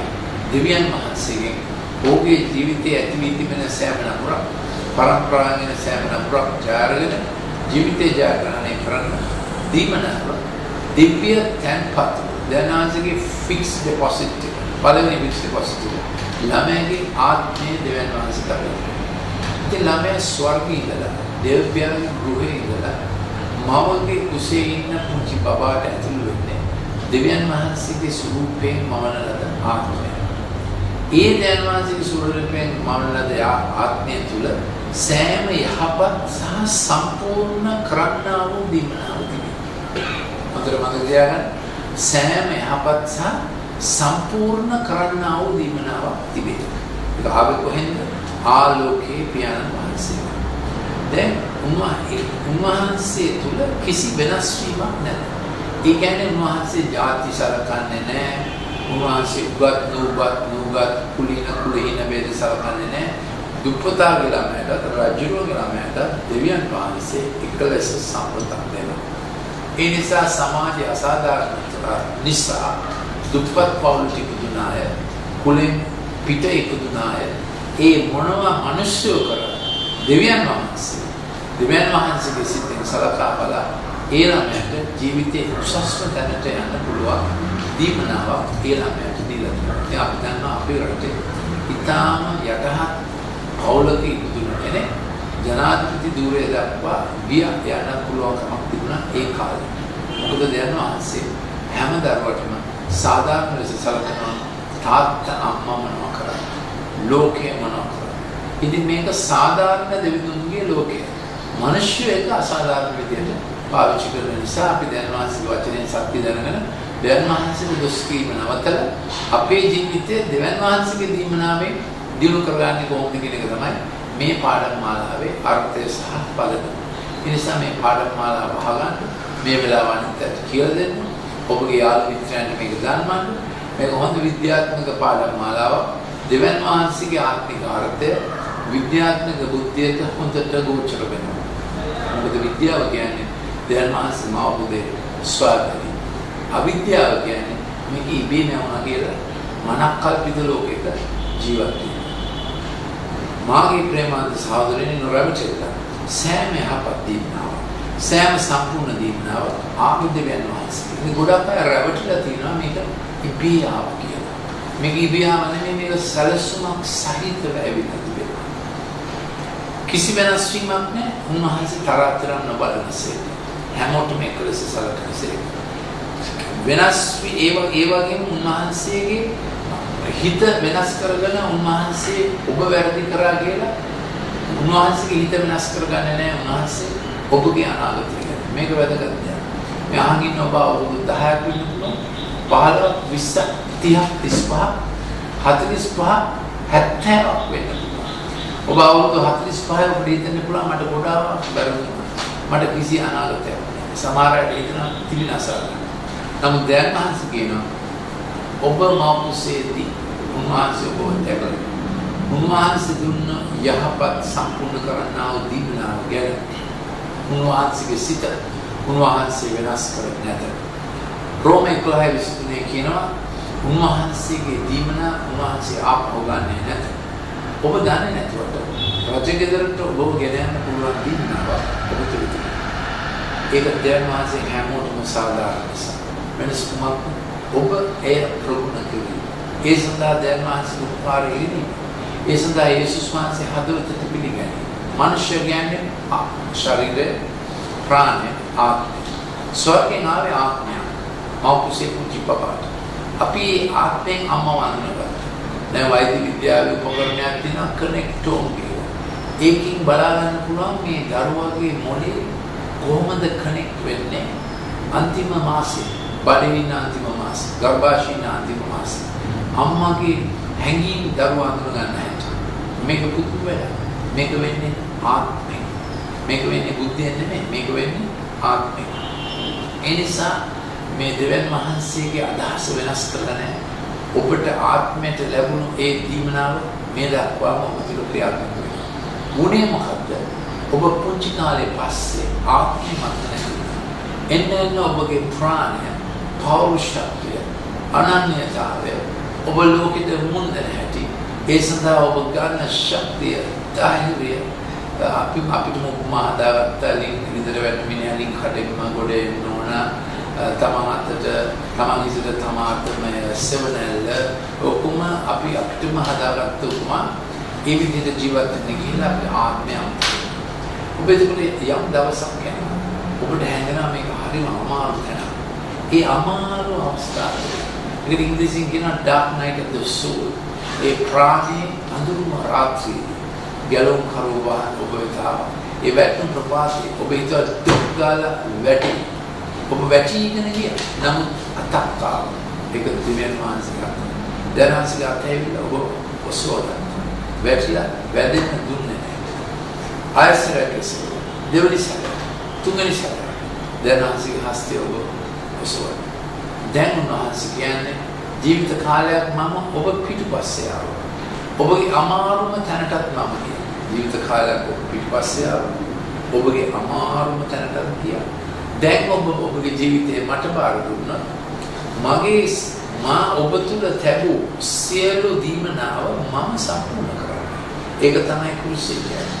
අපි සමග මුළු දුරේ අපේ අමාරුම ප්‍රපාතයට පැසීම, අපේ වරද බාර ගැනීම, වරද නිවරද කිරීම, අපි නාස්ති කරපු දේවල් ප්‍රතිස්ථාපනය කිරීම. මේක පුදුම සංරක්ෂණය. මේක තමයි ජාතික රක්ෂණය. ඒ කියන්නේ අපේ මුළු ජීවිත රක්ෂණය. අපේ මුළු ජීවිතේ නැති වුණ දේවල් උන්වහන්සේ ප්‍රතිස්ථාපනය කළා. අපේ හිතේ හැමදාම තිබුණු අදහස මම අතනට යා යුතුයි. ඒ අදහස තමයි අපේ ජීවිතේට දැනවහස් දුන්නු පොටෙන්ෂල් එක. අපේ ජීවිතේ උපුරුම හැකියාව. හැබැයි අපේ චර්යාව එතනට අපිව ගෙනියන්නේ නැහැ. අපේ හැම නිපුණතාවයක්ම එතනට අපිව ගෙනියන්නේ නැහැ. දෙවියන් වහන්සේගේ යහපත් සම්පූර්ණ කරන්නා වූ දීපනාව.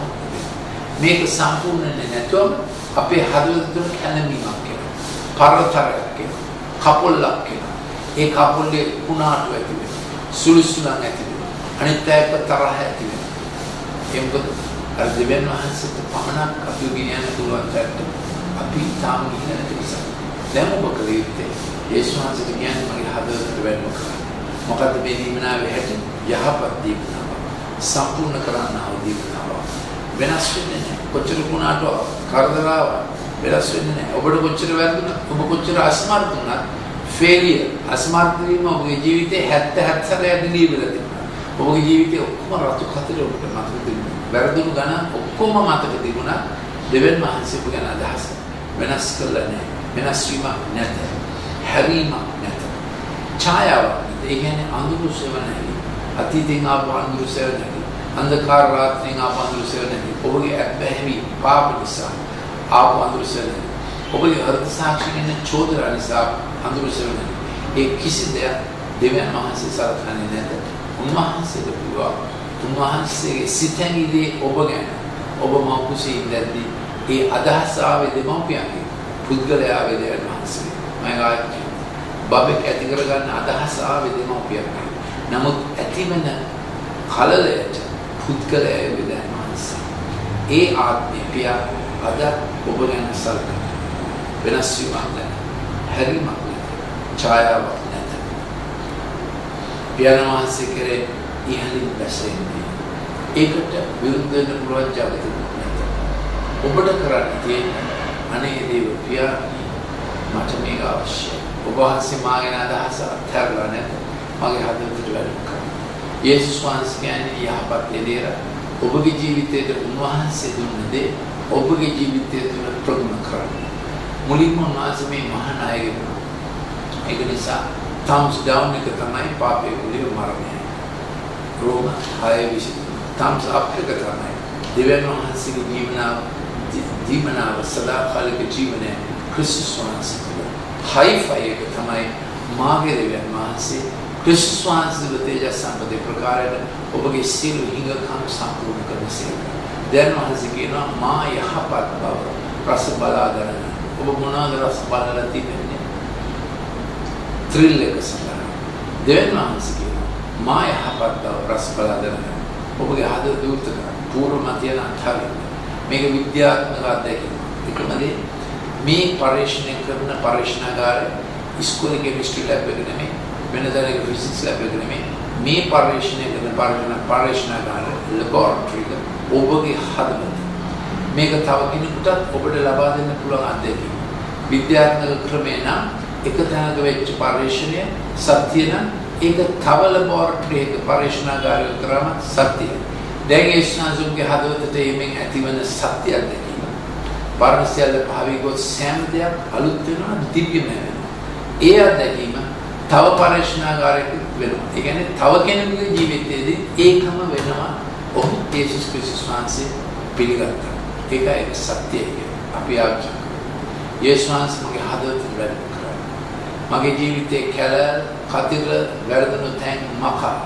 ඔබ වහන්සේගේ අලුත් ජීවිතය ගැන ඔප්පුවක් ඔබ වහන්සේ මට දෙන නිසා මම ඒක පිළිගන්නවා. කුරුසේ පූජාවේ මට දුන්නා වූ සාධකය මම පිළිගන්නවා. ජීවිත දීමනා මම පිළිගන්නවා. මගේ හදවත වැඩම කරන්නේ යේසුස් වහන්සේ. මගේ පරණ පාපය මහා දරන යේසුස් වහන්සේ. ඔබ මේ වගේ බයිබලයක් අරගෙන කියවන්න පටන් ගන්න.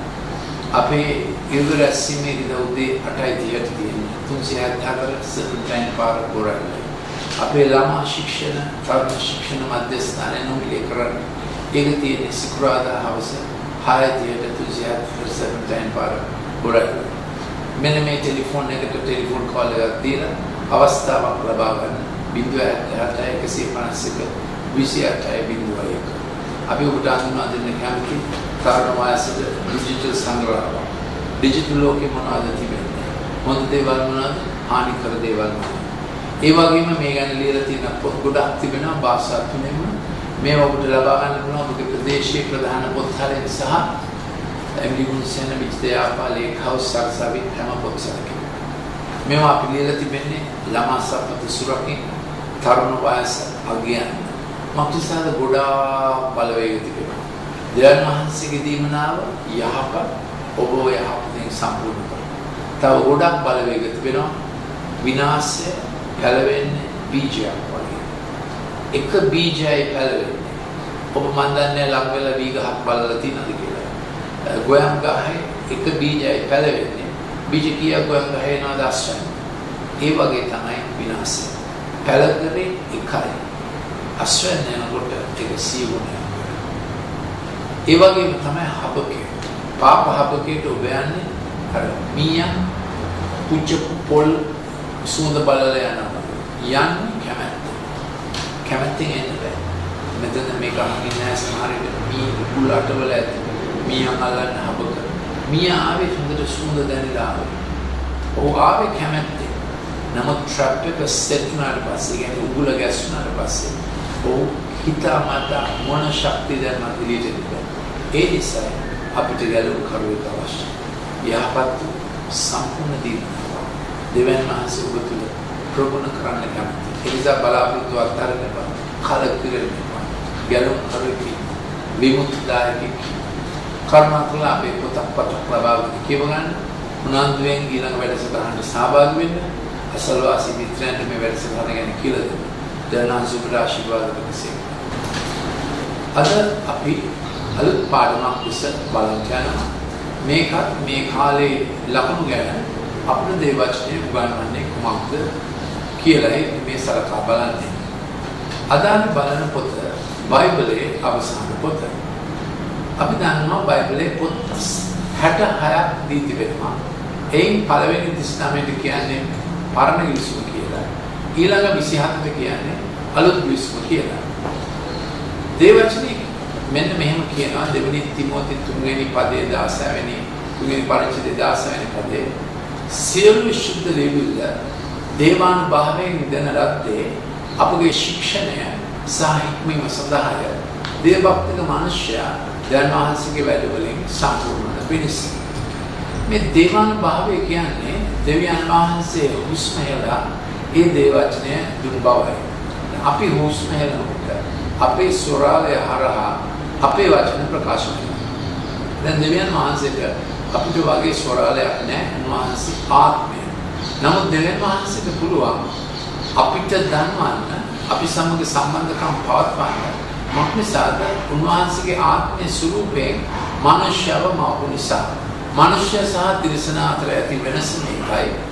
දෙවියන් වහන්සේට වගේ බුද්ධියක්, දෙවියන් වහන්සේට වගේ ස්වෛරීය කැමැත්ත, දෙවියන් වහන්සේට වගේ පෞද්ගලිකත්වයක්, පුද්ගලිකත්වයක් දෙවියන් වහන්සේ මනුෂ්‍යයට දී තිබෙනවා. ඒ නිසා මේ පෞද්ගලික සම්බන්ධකම් කියන එක දෙවියන් වහන්සේ මිනිසාට දී තිබෙන විශේෂ දීමනාවක්. ඒ පෞද්ගලික සම්බන්ධතාව තුළ පුරුෂයා සහ ස්ත්‍රියක් වහවීම, අම්මා තාත්තා, දරුවෝ, මිතුරෝ මේ ඔක්කොම ඉතා දෙවියන් වහන්සේගේ දීමනාවක්, ඉතා වටින සම්බන්ධකම්. දැන් දෙවියන් වහන්සේගේ පොත ලියනකොට දෙවියන් වහන්සේ මනුෂ්‍යයන්ට හැකියාව දුන්නා. දෙවියන් වහන්සේ කියන දේ නිර්වද්‍යව ලියා ගැනීම, නිර්වද්‍යව ඇසීම, නිර්වද්‍යව ලියා ගැනීම. ඒකට දේවානුභාවය අවශ්‍ය වෙනවා.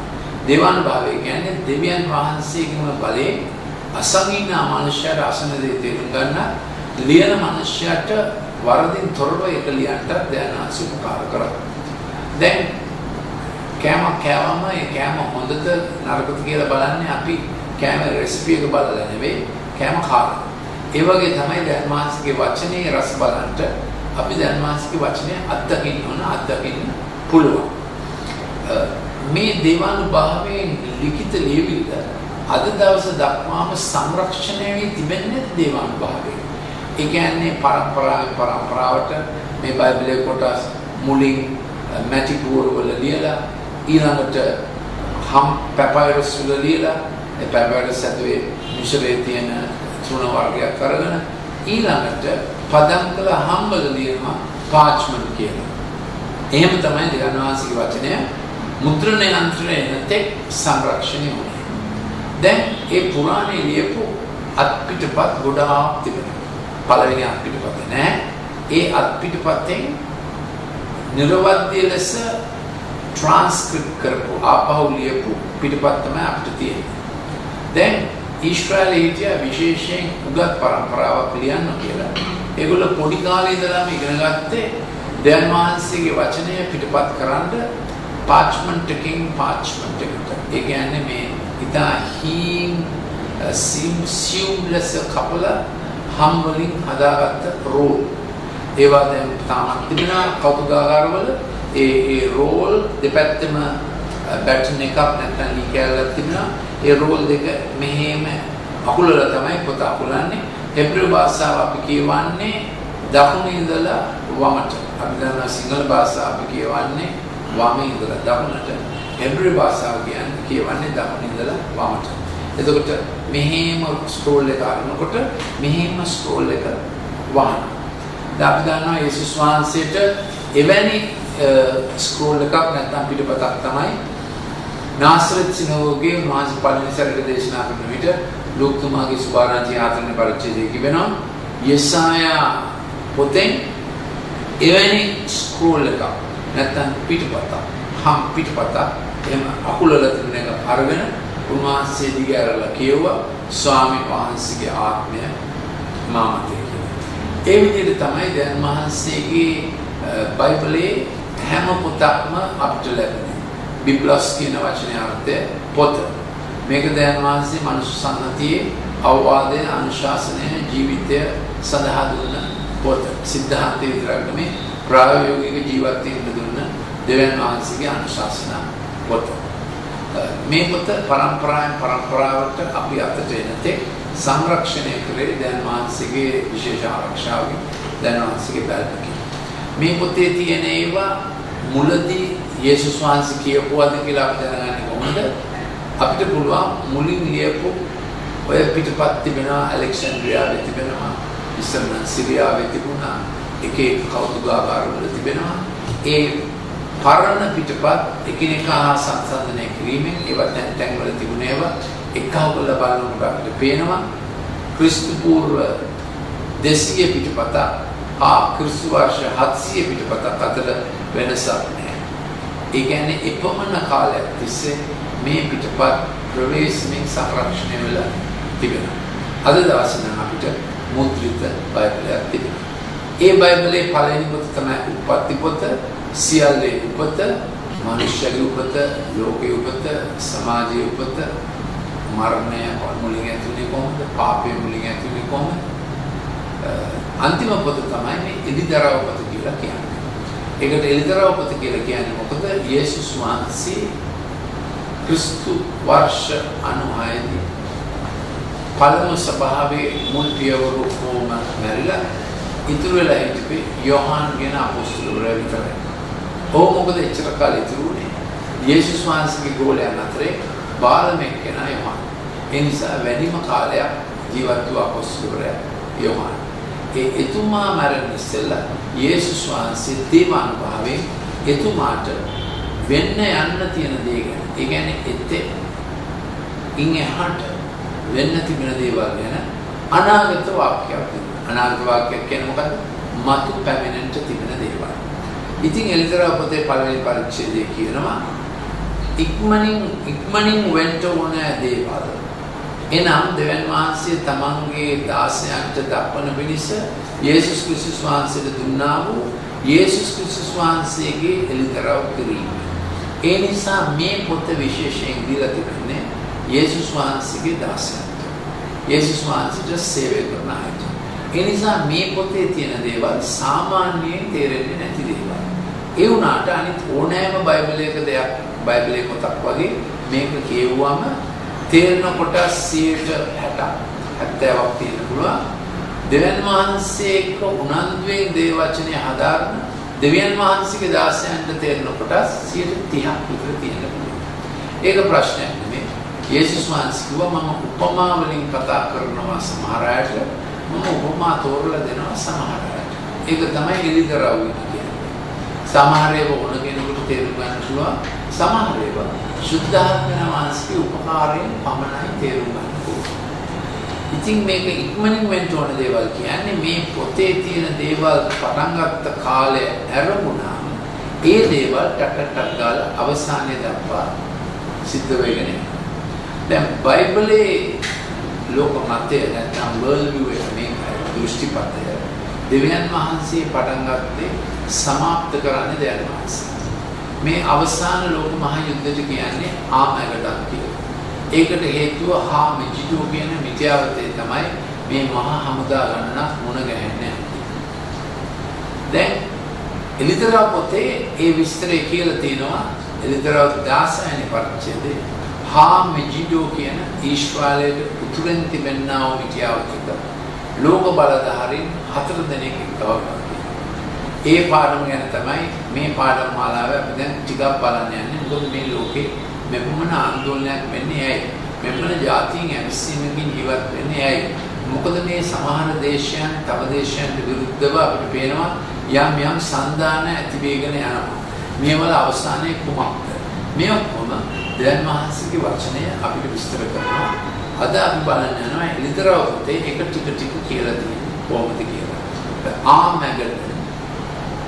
මෙජිඩෝ කියන මිත්‍යාවතේ ඇති වෙන අවසාන ලෝක මහා සංග්‍රාමයේ ආමගඩන් ඒක තියෙන්නේ එළිදරව් පොතේ 16 වෙනි පරිච්ඡේදයෙන් තමයි ඒ වචනේ ලෝකෙට ගිහිලා තියෙන්නේ. ඉතින් මේ එළිදරව් පොතේ පළවෙනි පරිච්ඡේදය අපිට කිව්වා යේසුස් ක්‍රිස්තුස් වහන්සේට දුන්නා වූ කුමක් සඳහාද? තමන්ගේ දාසයන්ට දන්වන පිණිස. මේ වචනය දැන් යේසුස් වහන්සේ යෝහාන්ට කිව්වා මේක ලියා ගන්න. යෝහාන්ට එය දන්වා එවුසේක. ඔහු දෙවියන් වහන්සේගේ වචනය ගැන යේසුස් ක්‍රිස්තුස් වහන්සේගේ සාක්ෂිය ගැන තමා දුටු සියලු දේ ගැන සාක්ෂි දුන්නේ. අපි කොහොම සාක්ෂි කරුවෝ කුමක් සඳහාද? දෙවියන් වහන්සේගේ වචනය. ඊළඟට තිබෙනවා ක්‍රිස්තුස් වහන්සේගේ සාක්ෂිය. දෙවියන් වහන්සේගේ වචනය කියන්නේ මේ මුළු පොතම ක්‍රිස්තුස් වහන්සේගේ සාක්ෂිය කියන්නේ ඒ පොතෙන් අපේ ජීවිතයට අපි ලැබපු අත්දැකීම. ඉංග්‍රීසියෙන් කියනවා taste of the pudding is not in the recipe but in the eating කියලා. ඒ කියන්නේ මේ පුදුමක් හදලා දුන්නාම ඒක හැදුවේ කොහොමද කියලා බැලුවට ඒක රෙසිපි එක බැලුවට අපිට තේරෙන්නේ නැහැ. කාලා බලන්න. දැන් වහන්සේගේ වචනයත් එහෙමයි. අත්දැකීමෙන් තමයි මේක රස විඳින්න පුළුවන්. බුද්ධියෙන් හොයන්න පුළුවන්. මම මේ වචනය මුලින් ඒ බුද්ධියෙන් මම ඒ ලෙවල් උසස් පෙළ ලියලා ඉවරුණා. මම දේවවාදියෙක් සිටිය නිසා දැන් වහන්සේ විශ්වාස කරගෙන නිසා දැන් වහන්සේගේ පොතක් තියෙනවා කියලා පිළිගත්තේ නැහැ. නමුත් යාළුවෙක් එක්ක වාද විවාද කරන පිළිස මම මේක කියවන්න පටන් ගත්තා. මම මේක බුද්ධියෙන් කියවන කල්හි මගේ බුද්ධියට මේක ගෝචර වුණා. විද්‍යාව ඉගෙන ගත්ත ශිෂ්‍යෙක් ලෙස මගේ බුද්ධියට මේක ගෝචර වුණා. එතකොට මම මේක වෛද්‍ය විද්‍යාලයට යන්න ඉස්සෙල්ලා මේ පොත පුළුවන් තරම් කියවලා මම තීරණයකට ආවා. මේ පොතේ තියෙන දේවල් විද්‍යාත්මකව ඇත්තයි, පුරාවිද්‍යාත්මකව ඇත්තයි, ඓතිහාසිකව ඇත්තයි, සමාජ විද්‍යාත්මකව ඇත්තයි, පෞද්ගලික අධ්‍යයනයේදී ඇත්තයි. ඒ නිසා මොනවා හරි බොරු කියන ඉස්සෙල්ලා ඔබ මේක ඉතිහාසයෙන් බලන්න, පුරාවිද්‍යාවෙන් බලන්න, විද්‍යාවෙන් බලන්න, සමාජ විද්‍යාවෙන් බලන්න, පෞද්ගලික අධ්‍යයනයෙන් බලන්න. විග්‍රහ නොකර, විභාග නොකර, ගවේෂණය නොකර යමක් බොරුයයි කියන්නේ බුද්ධිමතෙක් නෙමෙයි අඥානයි. ඒ නිසා සත්‍යය බුද්ධියට බය නැත. මෙගලියාවන් සත්‍යය බුද්ධියට බය නැත. බුද්ධිය සත්‍යයට ගරු කරයි. දෙවියන් වහන්සේගේ සත්‍ය බුද්ධි ගෝචරයි. දෙවියන් වහන්සේගේ සත්‍ය දෙවියන් වහන්සේගේ පනත සාධාරණයි. ඒකයි දෙවියන් වහන්සේගේ පොත ගැන ගීතාවලිය 19 මෙන්න මෙහෙම ඉතාම වටිනා අර්ථකථනයක් දීලා තියෙනවා දෙවියන් වහන්සේගේ පොත ගැන. ඒක අපි හැමදෙනාගේම ජීවිතයට පිළිගන්න හොඳ පදයක්. දෙවියන් වහන්සේගේ පනත, දෙවියන් වහන්සේගේ සත්‍ය අපේ ජීවිතයට අත්‍යවශ්‍යයි. අහස දෙවියන් වහන්සේගේ මහිමය ප්‍රකාශ කරනවා. ගුවන්තලයේ උන්වහන්සේගේ හස්ත කර්මාන්ත දක්වයි. දවාලට කතා කරා. ඒ කියන්නේ මේ දහවල් කාලේ වෙන දේවල් අපිට පණිවිඩයක් නිකුත් කරනවා. අපි දන්නවා පොළොවට දහවල් කාලේ අවශ්‍ය ප්‍රභා සංශ්ලේෂණය සඳහා පිෂ්ඨය නිකුත්වන මනුෂ්‍යයන්ට වැඩ කරනවා. පොළොවට රාත්‍රී කාලය අවශ්‍ය රාත්‍රියට ඥානය දක්වනවා. දවාලට දෙවියන් වහන්සේ දුන්න දැනුමක් ඥානයක් තියෙනවා. රාත්‍රියට දෙවියන් වහන්සේ දුන්න දැනුමක් ඥානයක් තියෙනවා. රාත්‍රී කාලය අවශ්‍ය ශාප වලට විශ්‍රාමයක් අවශ්‍ය. මනුෂ්‍ය නිදාගන්න අවශ්‍ය. නිින්ද දෙවියන් වහන්සේගේ දීමනාව. නිදාගත්තේ නැත්නම් මනුෂ්‍යයන්ගේ මොළයේ නියුරෝන වලට වැඩ කරන්න බැරි වෙනවා. ඒ නිසා හැම ළමෙක් දැනගත යුතුයි නිදා ගන්න වෙලාවට නිදාගත යුතුයි. නිදා ගැනීම දෙවියන් වහන්සේගේ දීමනාව.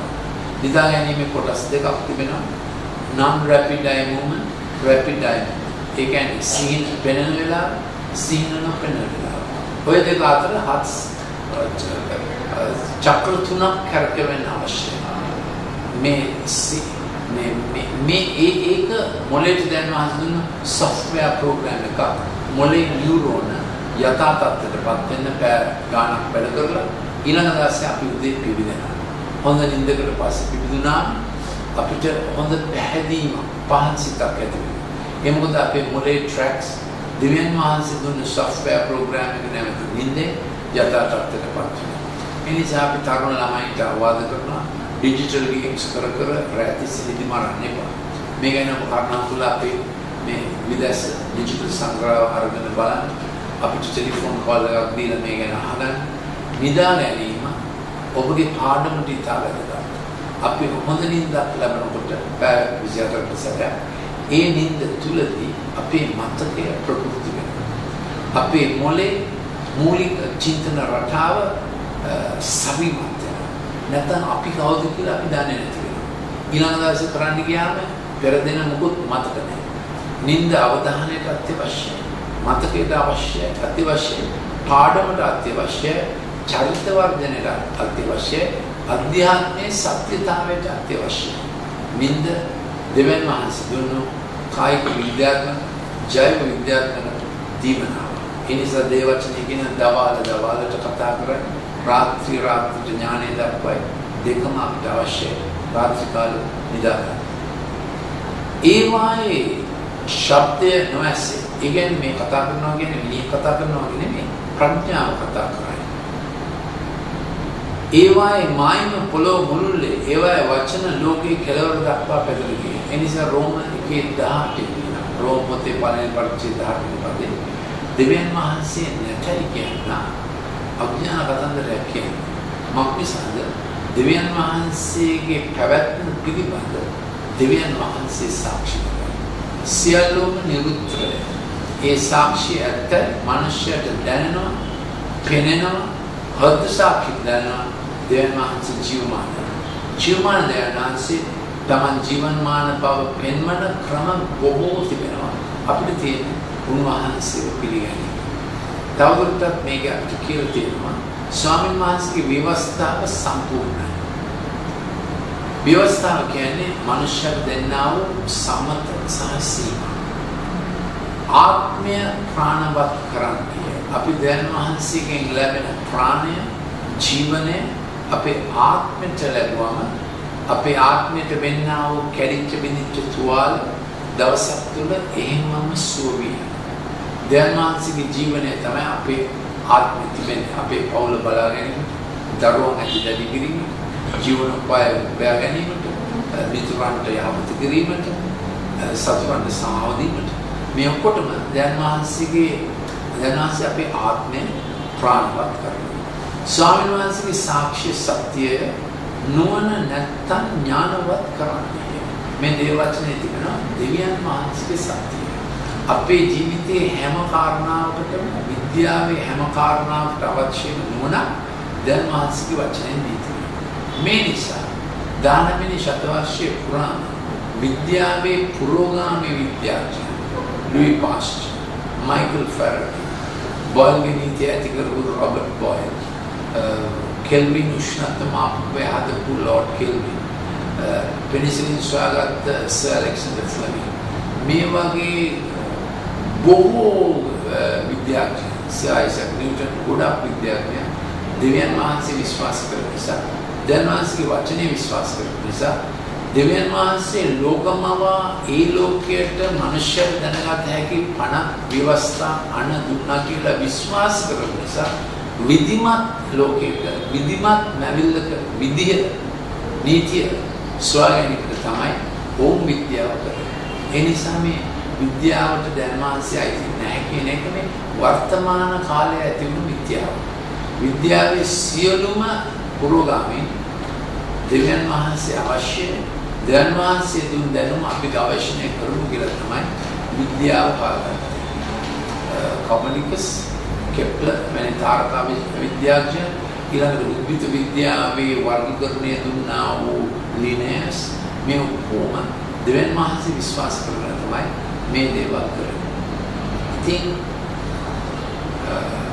වර්තමාන කාලේ මනුෂ්‍ය ජනෝමය ඒ කියන්නේ මිනිසාගේ වර්ණ දේහවල තිබෙනා වූ දැනුම සහ ඥානය සිතියමක් වගේ මැප් අවුට් කරේ ඒ ડોક્ટર කොලින් ෆ්‍රැන්සිස්. එයා මේ දෙවියන් වහන්සේ දුන්න දැනුම ගවේෂණය කරනවා කියන අදහස තමයි එයා පොතක් ලියලා තිනවා ලැන්ග්වේජ් ඔෆ් ගෝඩ් කියලා. ඒ කියන්නේ මේ ඥාන තුළ තිබෙන දෙවියන් වහන්සේගේ සරස. අපි මේ බැලුවේ අද දෙවියන් වහන්සේගේ වචනය ගැන දෙවියන් වහන්සේගේ වචනය දරන සාක්ෂි. මේ වචනේ අපි පිළිගැනීමෙන් අපි ප්‍රඥාවන්ත වෙනවා. දෙවියන්වහන්සේගේ මුළු එළිදරව්වේ මේ පරමාර්ථය උන්වහන්සේ ජීවමානයි. මේ ජීවමාන දෙවියන්වහන්සේ මිනිස්සු ලෝකයට ආවා. යේසුස් ක්‍රිස්තුස් වහන්සේ කියලා. ඔබේ හදවතට උන්වහන්සේ පිළිගන්න. අපේ වැඩසටහන් තිබෙනවා තරුණ ශික්ෂණ ගැන, ළමා ශික්ෂණ ගැන හැම සිකුරාදා හවස 6:30ට 374 සර්පන්ටයින් පාර පොරැල්ල 077 151 28.01 විමසා දැනගත හැකියි. අපේ ඉරිදා රැස්වීම උදේ 8:30ට සහ හවස 5ට. ඔබගේ දැනුම වර්ධනය කරගන්න, ඔබගේ ආත්මය ශක්තිමත් කරගන්න කරුණාකර සහභාගී වෙන්න. දෙවියන් වහන්සේට ආශිර්වාද. අපි ඔබට අපේ වැඩසටහනට සාදරයෙන් ආරාධනා කරනවා. අද අපි බලන්න යනවා දේවවචනේ අවසාන පොත වන එළිදරව් පොතේ 6 වෙනි පරිච්ඡේදය. මේකේ සාමාන්‍ය තේරුම් ගන්නට අමාරු කාරණාවක් තියෙනවා. අපි එක්ක උත්සාහ කර බලමු මේක තේරුම් ගන්න. දැන් අපි ඉගෙන ගත්ත එළිදරව් පොත කියන්නේ මතු පැමිණෙන දේ පිළිබඳ යේසුස් වහන්සේ තම අවසාන අපොස්තලවරයා වූ යොහන් තුමාට පෙන්වා දුන්න දර්ශනයක්. මේකේ ග්‍රීක වචනය අපොකැලිප්සිස්. ඒකේ අර්ථය එලි දැක්වීම, අන්වේලින්, සැඟවූ දේ පෙන්වා දීම. ඒක අදහස. ඉතින් යේසුස් වහන්සේ එක්තරා රූපාදර්ශ තුලින් මේ ලෝකෙට වෙන්න යන එක්තරා කාලයක ලෝකෙට වෙන්න යන දේවල් යොහන්ට පෙන්වන්න කරා. අශ්වය 4 දෙනෙකුගේ දර්ශනය. එතකොට මේ අශ්වය වගේ ක්‍රියාදාමය මෙගා ට්‍රෙන්ඩ් එක ලෝකේ පුරාම ක්‍රියාත්මක වෙනවා. අශ්වයන්ගේ හැටි මොකක්ද? ඒක පටන් ගත්තා. ඉක්මනින් වෙලා ඒගොල්ලෝ රේස් එකක් දුවනා වගේ දුවලා තමයි නවතින්නේ. දැන් යේසුස් වහන්සේ යොහන්ට සංකේතයක් දුන්නා. දැන්වීමක් දුන්නා. මේ අශ්වය දුවන්න පටන් ගන්නේ කවදද කියලා. මේ අශ්වය දුවන්න පටන් ගන්නේ දෙවියන් වහන්සේගේ ස්වභාවය. එක් කොටසක් ඊතා නන්දුවෙන් දෙවියන් වහන්සේ දාන. තව මහා කොටසක් දෙවියන් වහන්සේගේ ස්වභාවය අය තම විශ්වාසයෙන් අත්හැරලා ලෝකෙ තිබෙන සම්මත පිළිගන්න. මේ දෙවියන් වහන්සේගේ ස්වභාවය තමයි ලෝකේ ආලෝකය. ධර්මාංශික ස්වභාව තමයි ලෝකේ ලුණු කියලා යේසුස් වහන්සේ. ලුණු අපි සාමාන්‍යයෙන් රසවත් වීමට දානවා විතරක් නෙවෙයි පුරාණ කාලේ මස් හෝ වෙන දෙයක් කුණු වෙන්නේ නැතුව තබා ගන්න පුළුවන් එකම ක්‍රමය ලුණු දාලා තියාගන්න. එහෙම නැත්නම් මීපැණි දාලා තියාගන්න. ඉතින් අපි දන්නවා ඒ කාලේ රෙෆ්‍රිජරේටර් ශීතල කරන්න තිබුණේ නැහැ. ඒ නිසා දෙවියන් වහන්සේගේ ස්වභාව දෙවියන් වහන්සේගේ ජනතාව ලුණු ලෙස තම දේශය සංරක්ෂණය කරනවා. ලුණු ලෙස පවුලේ අගයන් රකින්න. ලුණු ලෙස සදාචාරික සම්මත රකින්න. ඒකයි ලුණු වල වැදගත්කම. මොකද්ද ලුණු වල වැදගත්කම? කුණු වෙන්න දෙන්නේ නැහැ. ඒ වගේම දෙවියන් වහන්සේගේ සෙනඟ තමයි හැම පුද්ගලයාම පහනක් ආලෝකයක් ඇති අය ලෙස තමයි යේසුස් වහන්සේ. නුඹලා ලෝකේ ආලෝකය. යේසුස් වහන්සේ කිව්වා මමත් ලෝකේ ආලෝකය. ඔබත් ලෝකේ ආලෝකය. ඔබ තමයි පහන ඔබේ පවුලට. ඉතින් මේ පහන එකහුණාම ඒ දැනාංශික සෙනගගේ හදවතේ යේසුස් වහන්සේගේ පහන තියෙන නිසා එක් පහනක් ගහවලා කන්දක් මත පිට නගරේ නුඹලා. අපි තමයි දේශයේ ඉන්න ලයිට් පෝස්ට්, ලැම්ප් පෝස්ට් පහන් රුක එහෙම නැත්නම් පහන් කන. දැන් මම බලාපොරොත්තු වෙන ඔබට මේක තේරුණා. දැන් අපි පහන් වල ආලෝකයේ අනුවේ කියලා ඒ සංස්කෘතිමාවක් කිව්වා. කන්‍යාව 10 දෙනෙක් හිටියා. 5 දෙනෙක්ගේ ආලෝකයේ එන්න අනුවලා. 5 දෙනෙක් තෙල් එකතු කරලා ඒ කියන්නේ සුද්ධාත්මය පිළිලා තම ආලෝකය රැකගන්න. දැන් රටක දේවභක්තික සෙනඟ වැඩි වෙන කල රටක දෙවියන් වහන්සේගේ සෙනඟ දෙවියන් වහන්සේගේ සම්මතය රකින්න කල මුළු රටටම වුණ ආලෝකයක් වෙනවා. මුළු රටටම වුණ වචන ජීවනයක් වෙනවා. දෙවියන් වහන්සේගේ සෙනඟ කන්‍යාව 10 දෙනාගෙන් පස්සේ 150 ඒගොල්ලන්ගේ ආලෝකයේ ඊළඟ ඒගොල්ලෝ අන්ධකාරයට යනවා. අනිත් අන්ධකාරයට යනවා. 150 පහන් දල්වා හිටියා. ඒක තමයි යේසුස් වහන්සේ පෙන්වු කරන යථාර්ථය. ඉතින් මේ ඉතර පොතේ හැවෙනි පරිච්ඡේදයේ පේනවා මෙලෙස සබාව 150 මලානික වේගන යන සබාව. යේසුස් වහන්සේ කිව්වා මේක ලෙව්දික සබාවක් කියලා. ඒක තියෙන්නේ ඉතර පොතේ තුන්වෙනි පරිච්ඡේදයේ. අවසාන කාලයේ සබාව ලෙව්දික සබාව වගේ වෙනවා. ඒගොල්ලෝ ලෝකේ දැනුමින් සහ සම්පතෙන් පොසත් වෙනවා. ක්‍රිස්තුස් වහන්සේගේ දැනුමින් සහ ක්‍රිස්තුස් වහන්සේගේ සම්පතෙන් දුප්පත් වෙනවා. ඒ නිසා ක්‍රිස්තුස් වහන්සේ උන්ට කිව්වා අහෝ ඔබ දුප්පත් බව ඔබ දන්නේ නැත. මාගෙන් ඔබගේ ඇදහිල්ල නැවත ලබා ගන්න. ඉතින් එලිතරව හැමෙනි පරිච්ඡේදයේ මේ අශ්වය 4 දෙනෙක් ඉන්නවා. පළවෙනි අශ්වය සුදු පාට. මොකක්ද එයාගේ හැටි? පළවෙනි මුද්‍රාව කැඩු කල සුදු අශ්වයෙක් සිටිනවා දුටු. උන් පිට උන් තනත්තට දුන්නා තිබුණේ. ඔටුන්නත් ඔහුට දෙන ලද්දේ. ඔහු ජයගන්නමින් ජයගන්නා පිටස පිටත් වාගේ. මේ අසරුවා ක්‍රියා කරන්නේ දුන්නා සහ අදෘශ්‍යමාන ඊතල. මගේ ඊතල පේන්නේ. හැබැයි ජයගන්න. මොකද දුන්නේ කරන්නේ? ඊතල වෙන්නේ. කොහොමද මේ ඊතල වෙදින්නේ? මනස. මිනිස්සුන්ගේ මනස, ළමයින්ගේ මනස. ඒක අපි මෙච්චර ඩිජිටල් ලෝකේ ගැන දෙමව්පියන්ට කියන්නේ, ළමයින්ට කියන්නේ, තරුණයන්ට කියන්නේ සම්පූර්ණයෙන්ම චෛතසිකේ සහ මානසිකත්වය වෙනස් කරන ඩිජිටල් වැඩසටහන්, කාටුන්, ඩිජිටල් ගේම්ස් ඉන්ටර්නෙට් එකේ පිරීලා තිබෙනවා. ඒවා කරගෙන යනකොට ළමයා සහ තරුණයා විතර නෙමෙයි වැඩිමහල්ලා තුල දෙවියන් වහන්සේ තබා තිබෙන මූලික චෛතසික තත්ත්වය. ඒකට වෛද්‍ය විද්‍යාව කියන්නේ default mode network of thought කියලා. සිතුවිලි වල තිබෙන ඒ තත්ත්වය නැති වෙලා ගිහිල්ලා හැමතිස්සෙම සිතුවිලි කැළඹුණු ස්වභාවයකින් තමයි තිබෙන්නේ මේ ඩිජිටල් ඉන්පුට් එක නිසා. මේ පික්සල් වල උත්තේජනය නිසා හැමතිස්සෙම නියුරෝන කලබල වෙලා තිබෙනවා. අපි පොතක් කියවලා පැත්තකින් ඉස්සුවොත් අපේ සිත සංසුන් අපි ඩිජිටල් ගේම් ගහලා ඒක වැහුවා හිත ඇතුලේ තාම මුලේ ඇතුලේ නියුරෝන්ස් ෆයර් අප් වෙනවා. නියුරෝන්ස් වල වැඩ ඉවර නැහැ. ඒ නිසා ළමයි නිදාගන්න කියන නිදාගත්ත එයාගේ නිින්ද ස්වභාවික නිින්ද නෙමෙයි. ඩ්‍රග් එකක් ගත්තා වගේ, ඖෂධයක් ගත්තා වගේ, මොළයට උත්තේජනයක් ගත්තා වගේ තමයි ඩිජිටල් ගේම්ස් වල බලපෑම. ඉතින් වර්තමාන කාලේ මේ මිනිස්සාගේ මනසට ඊතල ගොඩක් ඇතුළු වෙලා තියෙනවා දෙමාපියෝ දන්නේ නැතුව මේ ඊතල උත්තේජන වගේ ඇතුළු වෙනවා. දැන් තේරෙනවා මේ සුදු අශ්වය පිට එන අසරුවාගේ බලපෑම අදෘශ්‍යමාන ඊතල දුන්නකින් විඳිනවා ළමා මනස, තරුණ මනස, ඊළඟට වැඩිහිටියන්ගේ මනස, කාම රූපන තුලින්, pornography තුලින් සම්පූර්ණයෙන්ම බියවුලු වෙලා. ඒ නිසා අපි දන්නවා කොච්චර ළමා විචාර වෙනවා. මේවා ප්‍රසිද්ධ නිවුස් වෙනවා. ඊළඟට ළමා විචාරය entertaining thrilling news. මිනිස්සු ළමා විචාර ප්‍රසිද්ධිය පළ කරන මාධ්‍යවලින් මේකත් මේ විනෝදාංශයක් වගේ බලන් ඉන්නවා.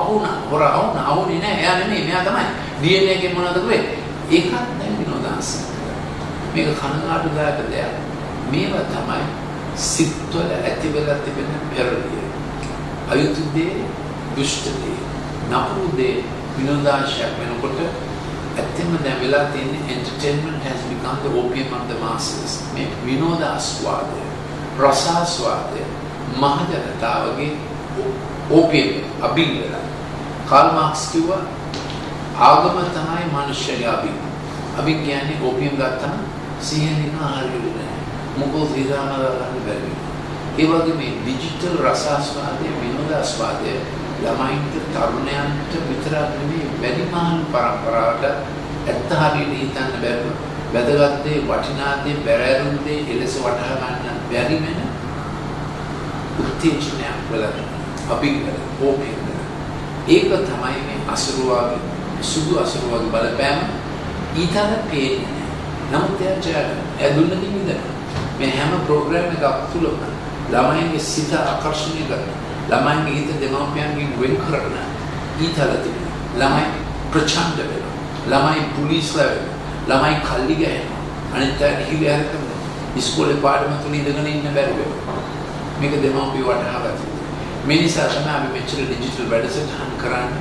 සිකුරාදා හවස 6:30ට අපිට ටෙලිෆෝන් කෝල් දීලා එන්න 077 අපේ ළමා ශික්ෂණ මධ්‍යස්ථානයේ 374 සර්පන්ටයින් පාර්ක් බොරල් සිකුරාදා හවස 6:30ට අපි මේ දේවල් නොමිලේ කරන්නේ. අපි දන්න නිසා දේවවතනේ ප්‍රඥාවෙන් කොපමණ ළමා මනස, කොපමණ තරුණ මනස වෙනස් වෙනවා. මේක තමයි i5 ජෙනරේෂන් එකේ ප්‍රශ්නය. ඒගොල්ලෝ ඔක්කොම ඩිජිටල් මනසින් උත්තේජනය වුණා.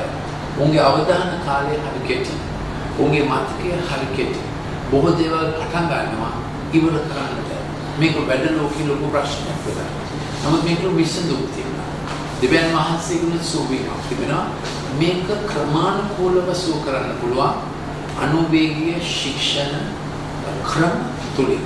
හැම අපි ප්‍රශ්න දැනගත්ත විතරක් නම් ප්‍රශ්න විසඳුමක් අවශ්‍යයි. දැන් අපි බලමු දෙවෙනි අසුරුවා කොයි වගේ ඒක ජන සමාජයට බලපාන්නේ කෙසේද? එළදර පොතේ 6 වෙනි පරිච්ඡේදය. ඔබට තේරෙන්නේ දැන් මාසික වචනේ ප්‍රඥාවන්තයි, කාලෝචිතයි, ස්ථානෝචිතයි, ප්‍රස්තාවෝචිතයි. අද දවසට මුදාවශ්‍යයි.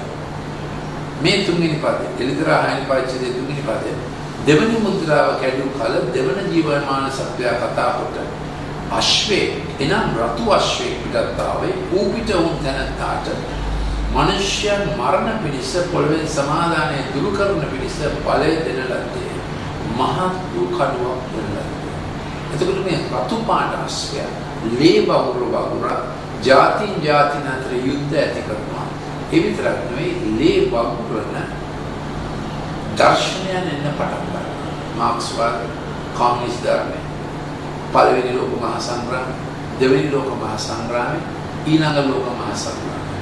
අයින්ස්ටයින් කිව්වා, ඇල්බර්ට් අයින්ස්ටයින් තුන්වෙනි ලෝක මහා සංග්‍රාමය සඳහා කුමන අවයවද පාවිච්චි කරතයි මම නොදන්නේ. නමුත් හතරවෙනි ලෝක මහා සංග්‍රාමය සඳහා ඉතුරු වන්නේ ගල් සහ මුගුරු පමණක්. එයි තුන්වෙනි ලෝක මහා සංග්‍රාමයේ දැනන් හිටිය න්‍යෂ්ටිකාවේ පාවිච්චි කරන මේකෙන් මහ විනාශයක්. එලිතර ඔබට කියවනකොට ඔබට පෙනේ ගොඩක් ව්‍යසන තියෙනවා. එතන ව්‍යසන මාර්ග තුනක් තියෙනවා. එක න්‍යෂ්ටිකාවේ පාවිච්චි.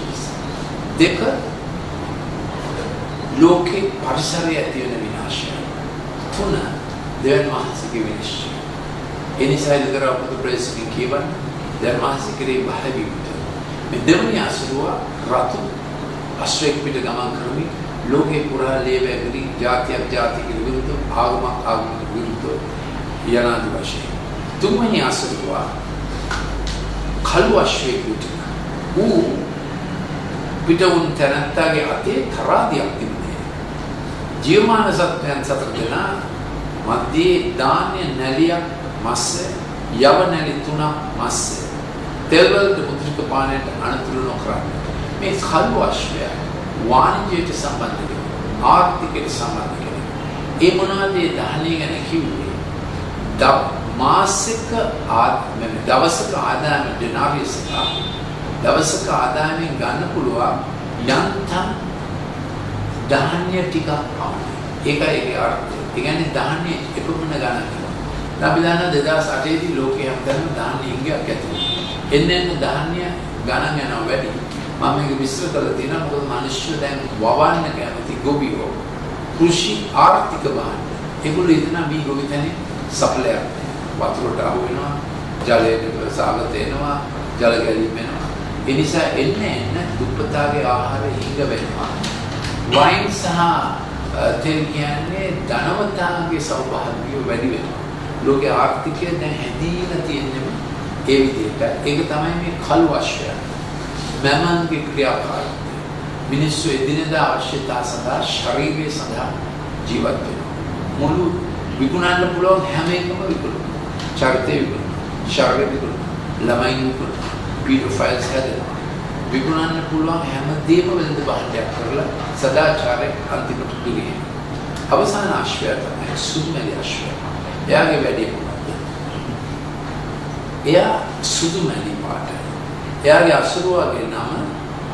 මරණය එයා පිටිපස්සේ පාතාලය මේක හරි භයානක දෙයක් කඩුව සාගතය වසංගතය ප්‍රචණ්ඩ මනුෂ්‍ය ඒ කියන්නේ වනමුර්ගය වගේ ප්‍රචණ්ඩ මනුෂ්‍ය සමහරවිට අපි වනමුර්ගයන්ට අපහාස කරනවා ඔක්කොම වනමුර්ගය ප්‍රචණ්ඩ නැහැ ඒ විතරක් නෙමෙයි මස් කන වනමුර්ගය පවා දඩයමක් කරන්නේ කෑම සඳහා බඩගින්න සඳහා පමණයි මිනිසා මරන්නේ නැහැ මිනිසා මරනකොට සීමාවක් නැහැ හැම තැනින්ම අපිට ඇහෙන්න පටන් ගන්නවා වනමුර්ගය වගේ මිනිස්සු මහා දාමරික ලෙස ප්‍රචණ්ඩත්වයෙන් ක්‍රියා කරනවා සුදුමැලි අශ්වය දැන් මේක තියෙන විසුණු කුමාර විසුණු ක්‍රිස්තුස් වහන්සේ දාගෙන ඇයි මේ වලට අශ්වය කිව්වේ මේ ක්‍රියාදාමය පටන් ගත්තම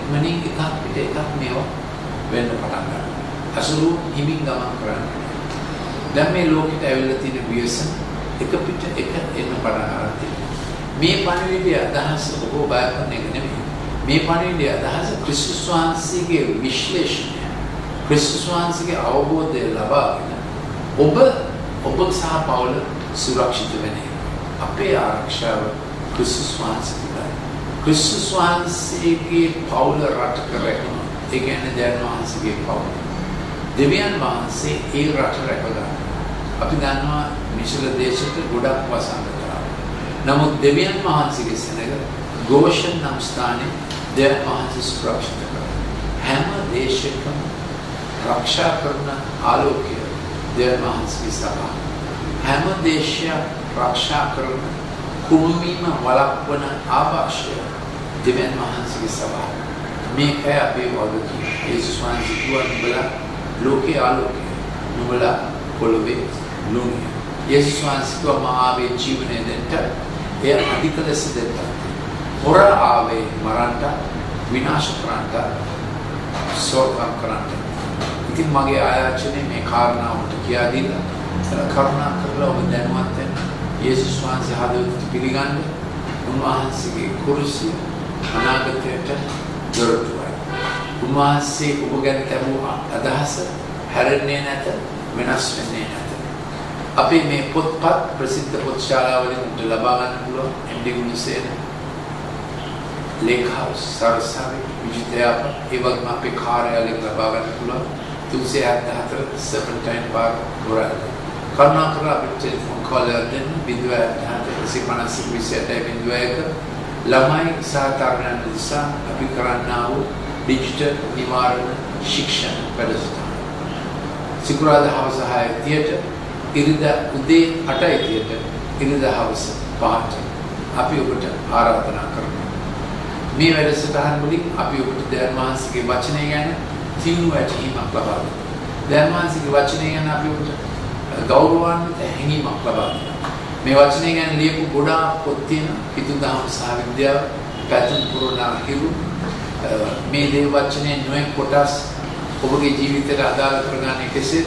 ඒ විතරක් නෙමෙයි සාමාන්‍ය කළ පිටුදහම විද්‍යා විෂයක් හැටියට හදාරන සිසුන්ට ලබා ගන්නට පුළුවන් ගොඩක් කාරණා මේ පොත්වල ගැඹුරු වෙන නිසා අපේ කාර්යාලයට පැමිණෙන්න අපිට ටෙලිෆෝන් කෝල් එකක් දීලා මේ පොත් ගැන තවත් දැනගන්න පුළුවන්. ඔබේ ජීවිතයට ක්‍රිස්තුස් වහන්සේ එන්නේ ඔබගේ ආරාධනාව පරිදි. උන්වහන්සේ යහපත් කෙනෙක්. උන්වහන්සේ කිව්ව මාර්ගයේද ජීවනයේද මම මාර්ගයේද ජීවනයේද සැබෑවද මම මාතුලින් හැර පියාණන් වහන්සේ කිසිවෙක් ඉන්නේ නැහැ. උන්වහන්සේගේ පළමුවීමේ උන්වහන්සේ යටහත් පිළිදෙස් ලෙස ආව බොහෝ යටහත් සේවය කරා. උන්වහන්සේගේ ජීවිතය අපි උදෙසා පූජා කරා. හැබැයි උන්වහන්සේ පොළව අත්හැරලා යන ඉස්සෙල්ලා කිව්වා මම නැවතත් මම දැන් ගිහිල්ලා ඔබ උදෙසා නිවාසයක් සාදනවා. මම ආපහු ඇවිත් මම ඉන්න තැන ඔබ ගෙන යන පිණිස තමයි මේ නිවාසය සාදන්නේ. මේ පොළොව නැමැති මහා නෞකාව ගොඩක් තැන්වල අබල වෙලා තුබල වෙලා ගිහිල්ලා මොකද අපි පොළොව පාවිච්චි කරපු විදිය අපිම පොළොව කාපාසනය කරනවා. අපිම පොළොවේ ගොඩක් කර්මාන්ත ඇති කරලා මනුෂ්‍යයෙක් කිසිම ප්‍රයෝජනයක් නැහැ. පොළොවේ පළවෙනි වැඩිම මුදල් මාරු වෙන කර්මාන්තය නෝව. වැඩි වෙන මාරු වෙන කර්මාන්තය තමයි යුද ආයුධ. දෙවෙනි කර්මාන්තය තමයි රථ වාහන. තුන්වෙනි කර්මාන්තය තමයි පර්ෆියුම්ස් සුවඳ විලවුන්. හතරවෙනි මහා කර්මාන්තය තමයි සෙල්ලම්බර. පස්වෙනි මහා කර්මාන්තය තමයි රස කැවීම. දැන් අපි පේන කොපමණ අනවශ්‍ය දේවල් සඳහා අපි ලෝක සම්පත පාවිච්චි කරලා තිබෙනවා. අපේ දරුවන්ගේ අනාගතේ හිතන්නේ නැතුව. නමුත් අපිට පුළුවන් මේ දේවල් ගැන සිතින් හැරි යේසුස් වහන්සේට කියන්න මගේ ජීවිතේ පාර ගන්න. යේසුස් වහන්සේ මට ආශිර්වාද කරන්න. යේසුස් වහන්සේ මට පිහිට වෙන්න. මගේ පවුලේ අනාගතය, මගේ ජීවිතය මම ඔබ වහන්සේට බාර කරනවා. ස්තුතියි.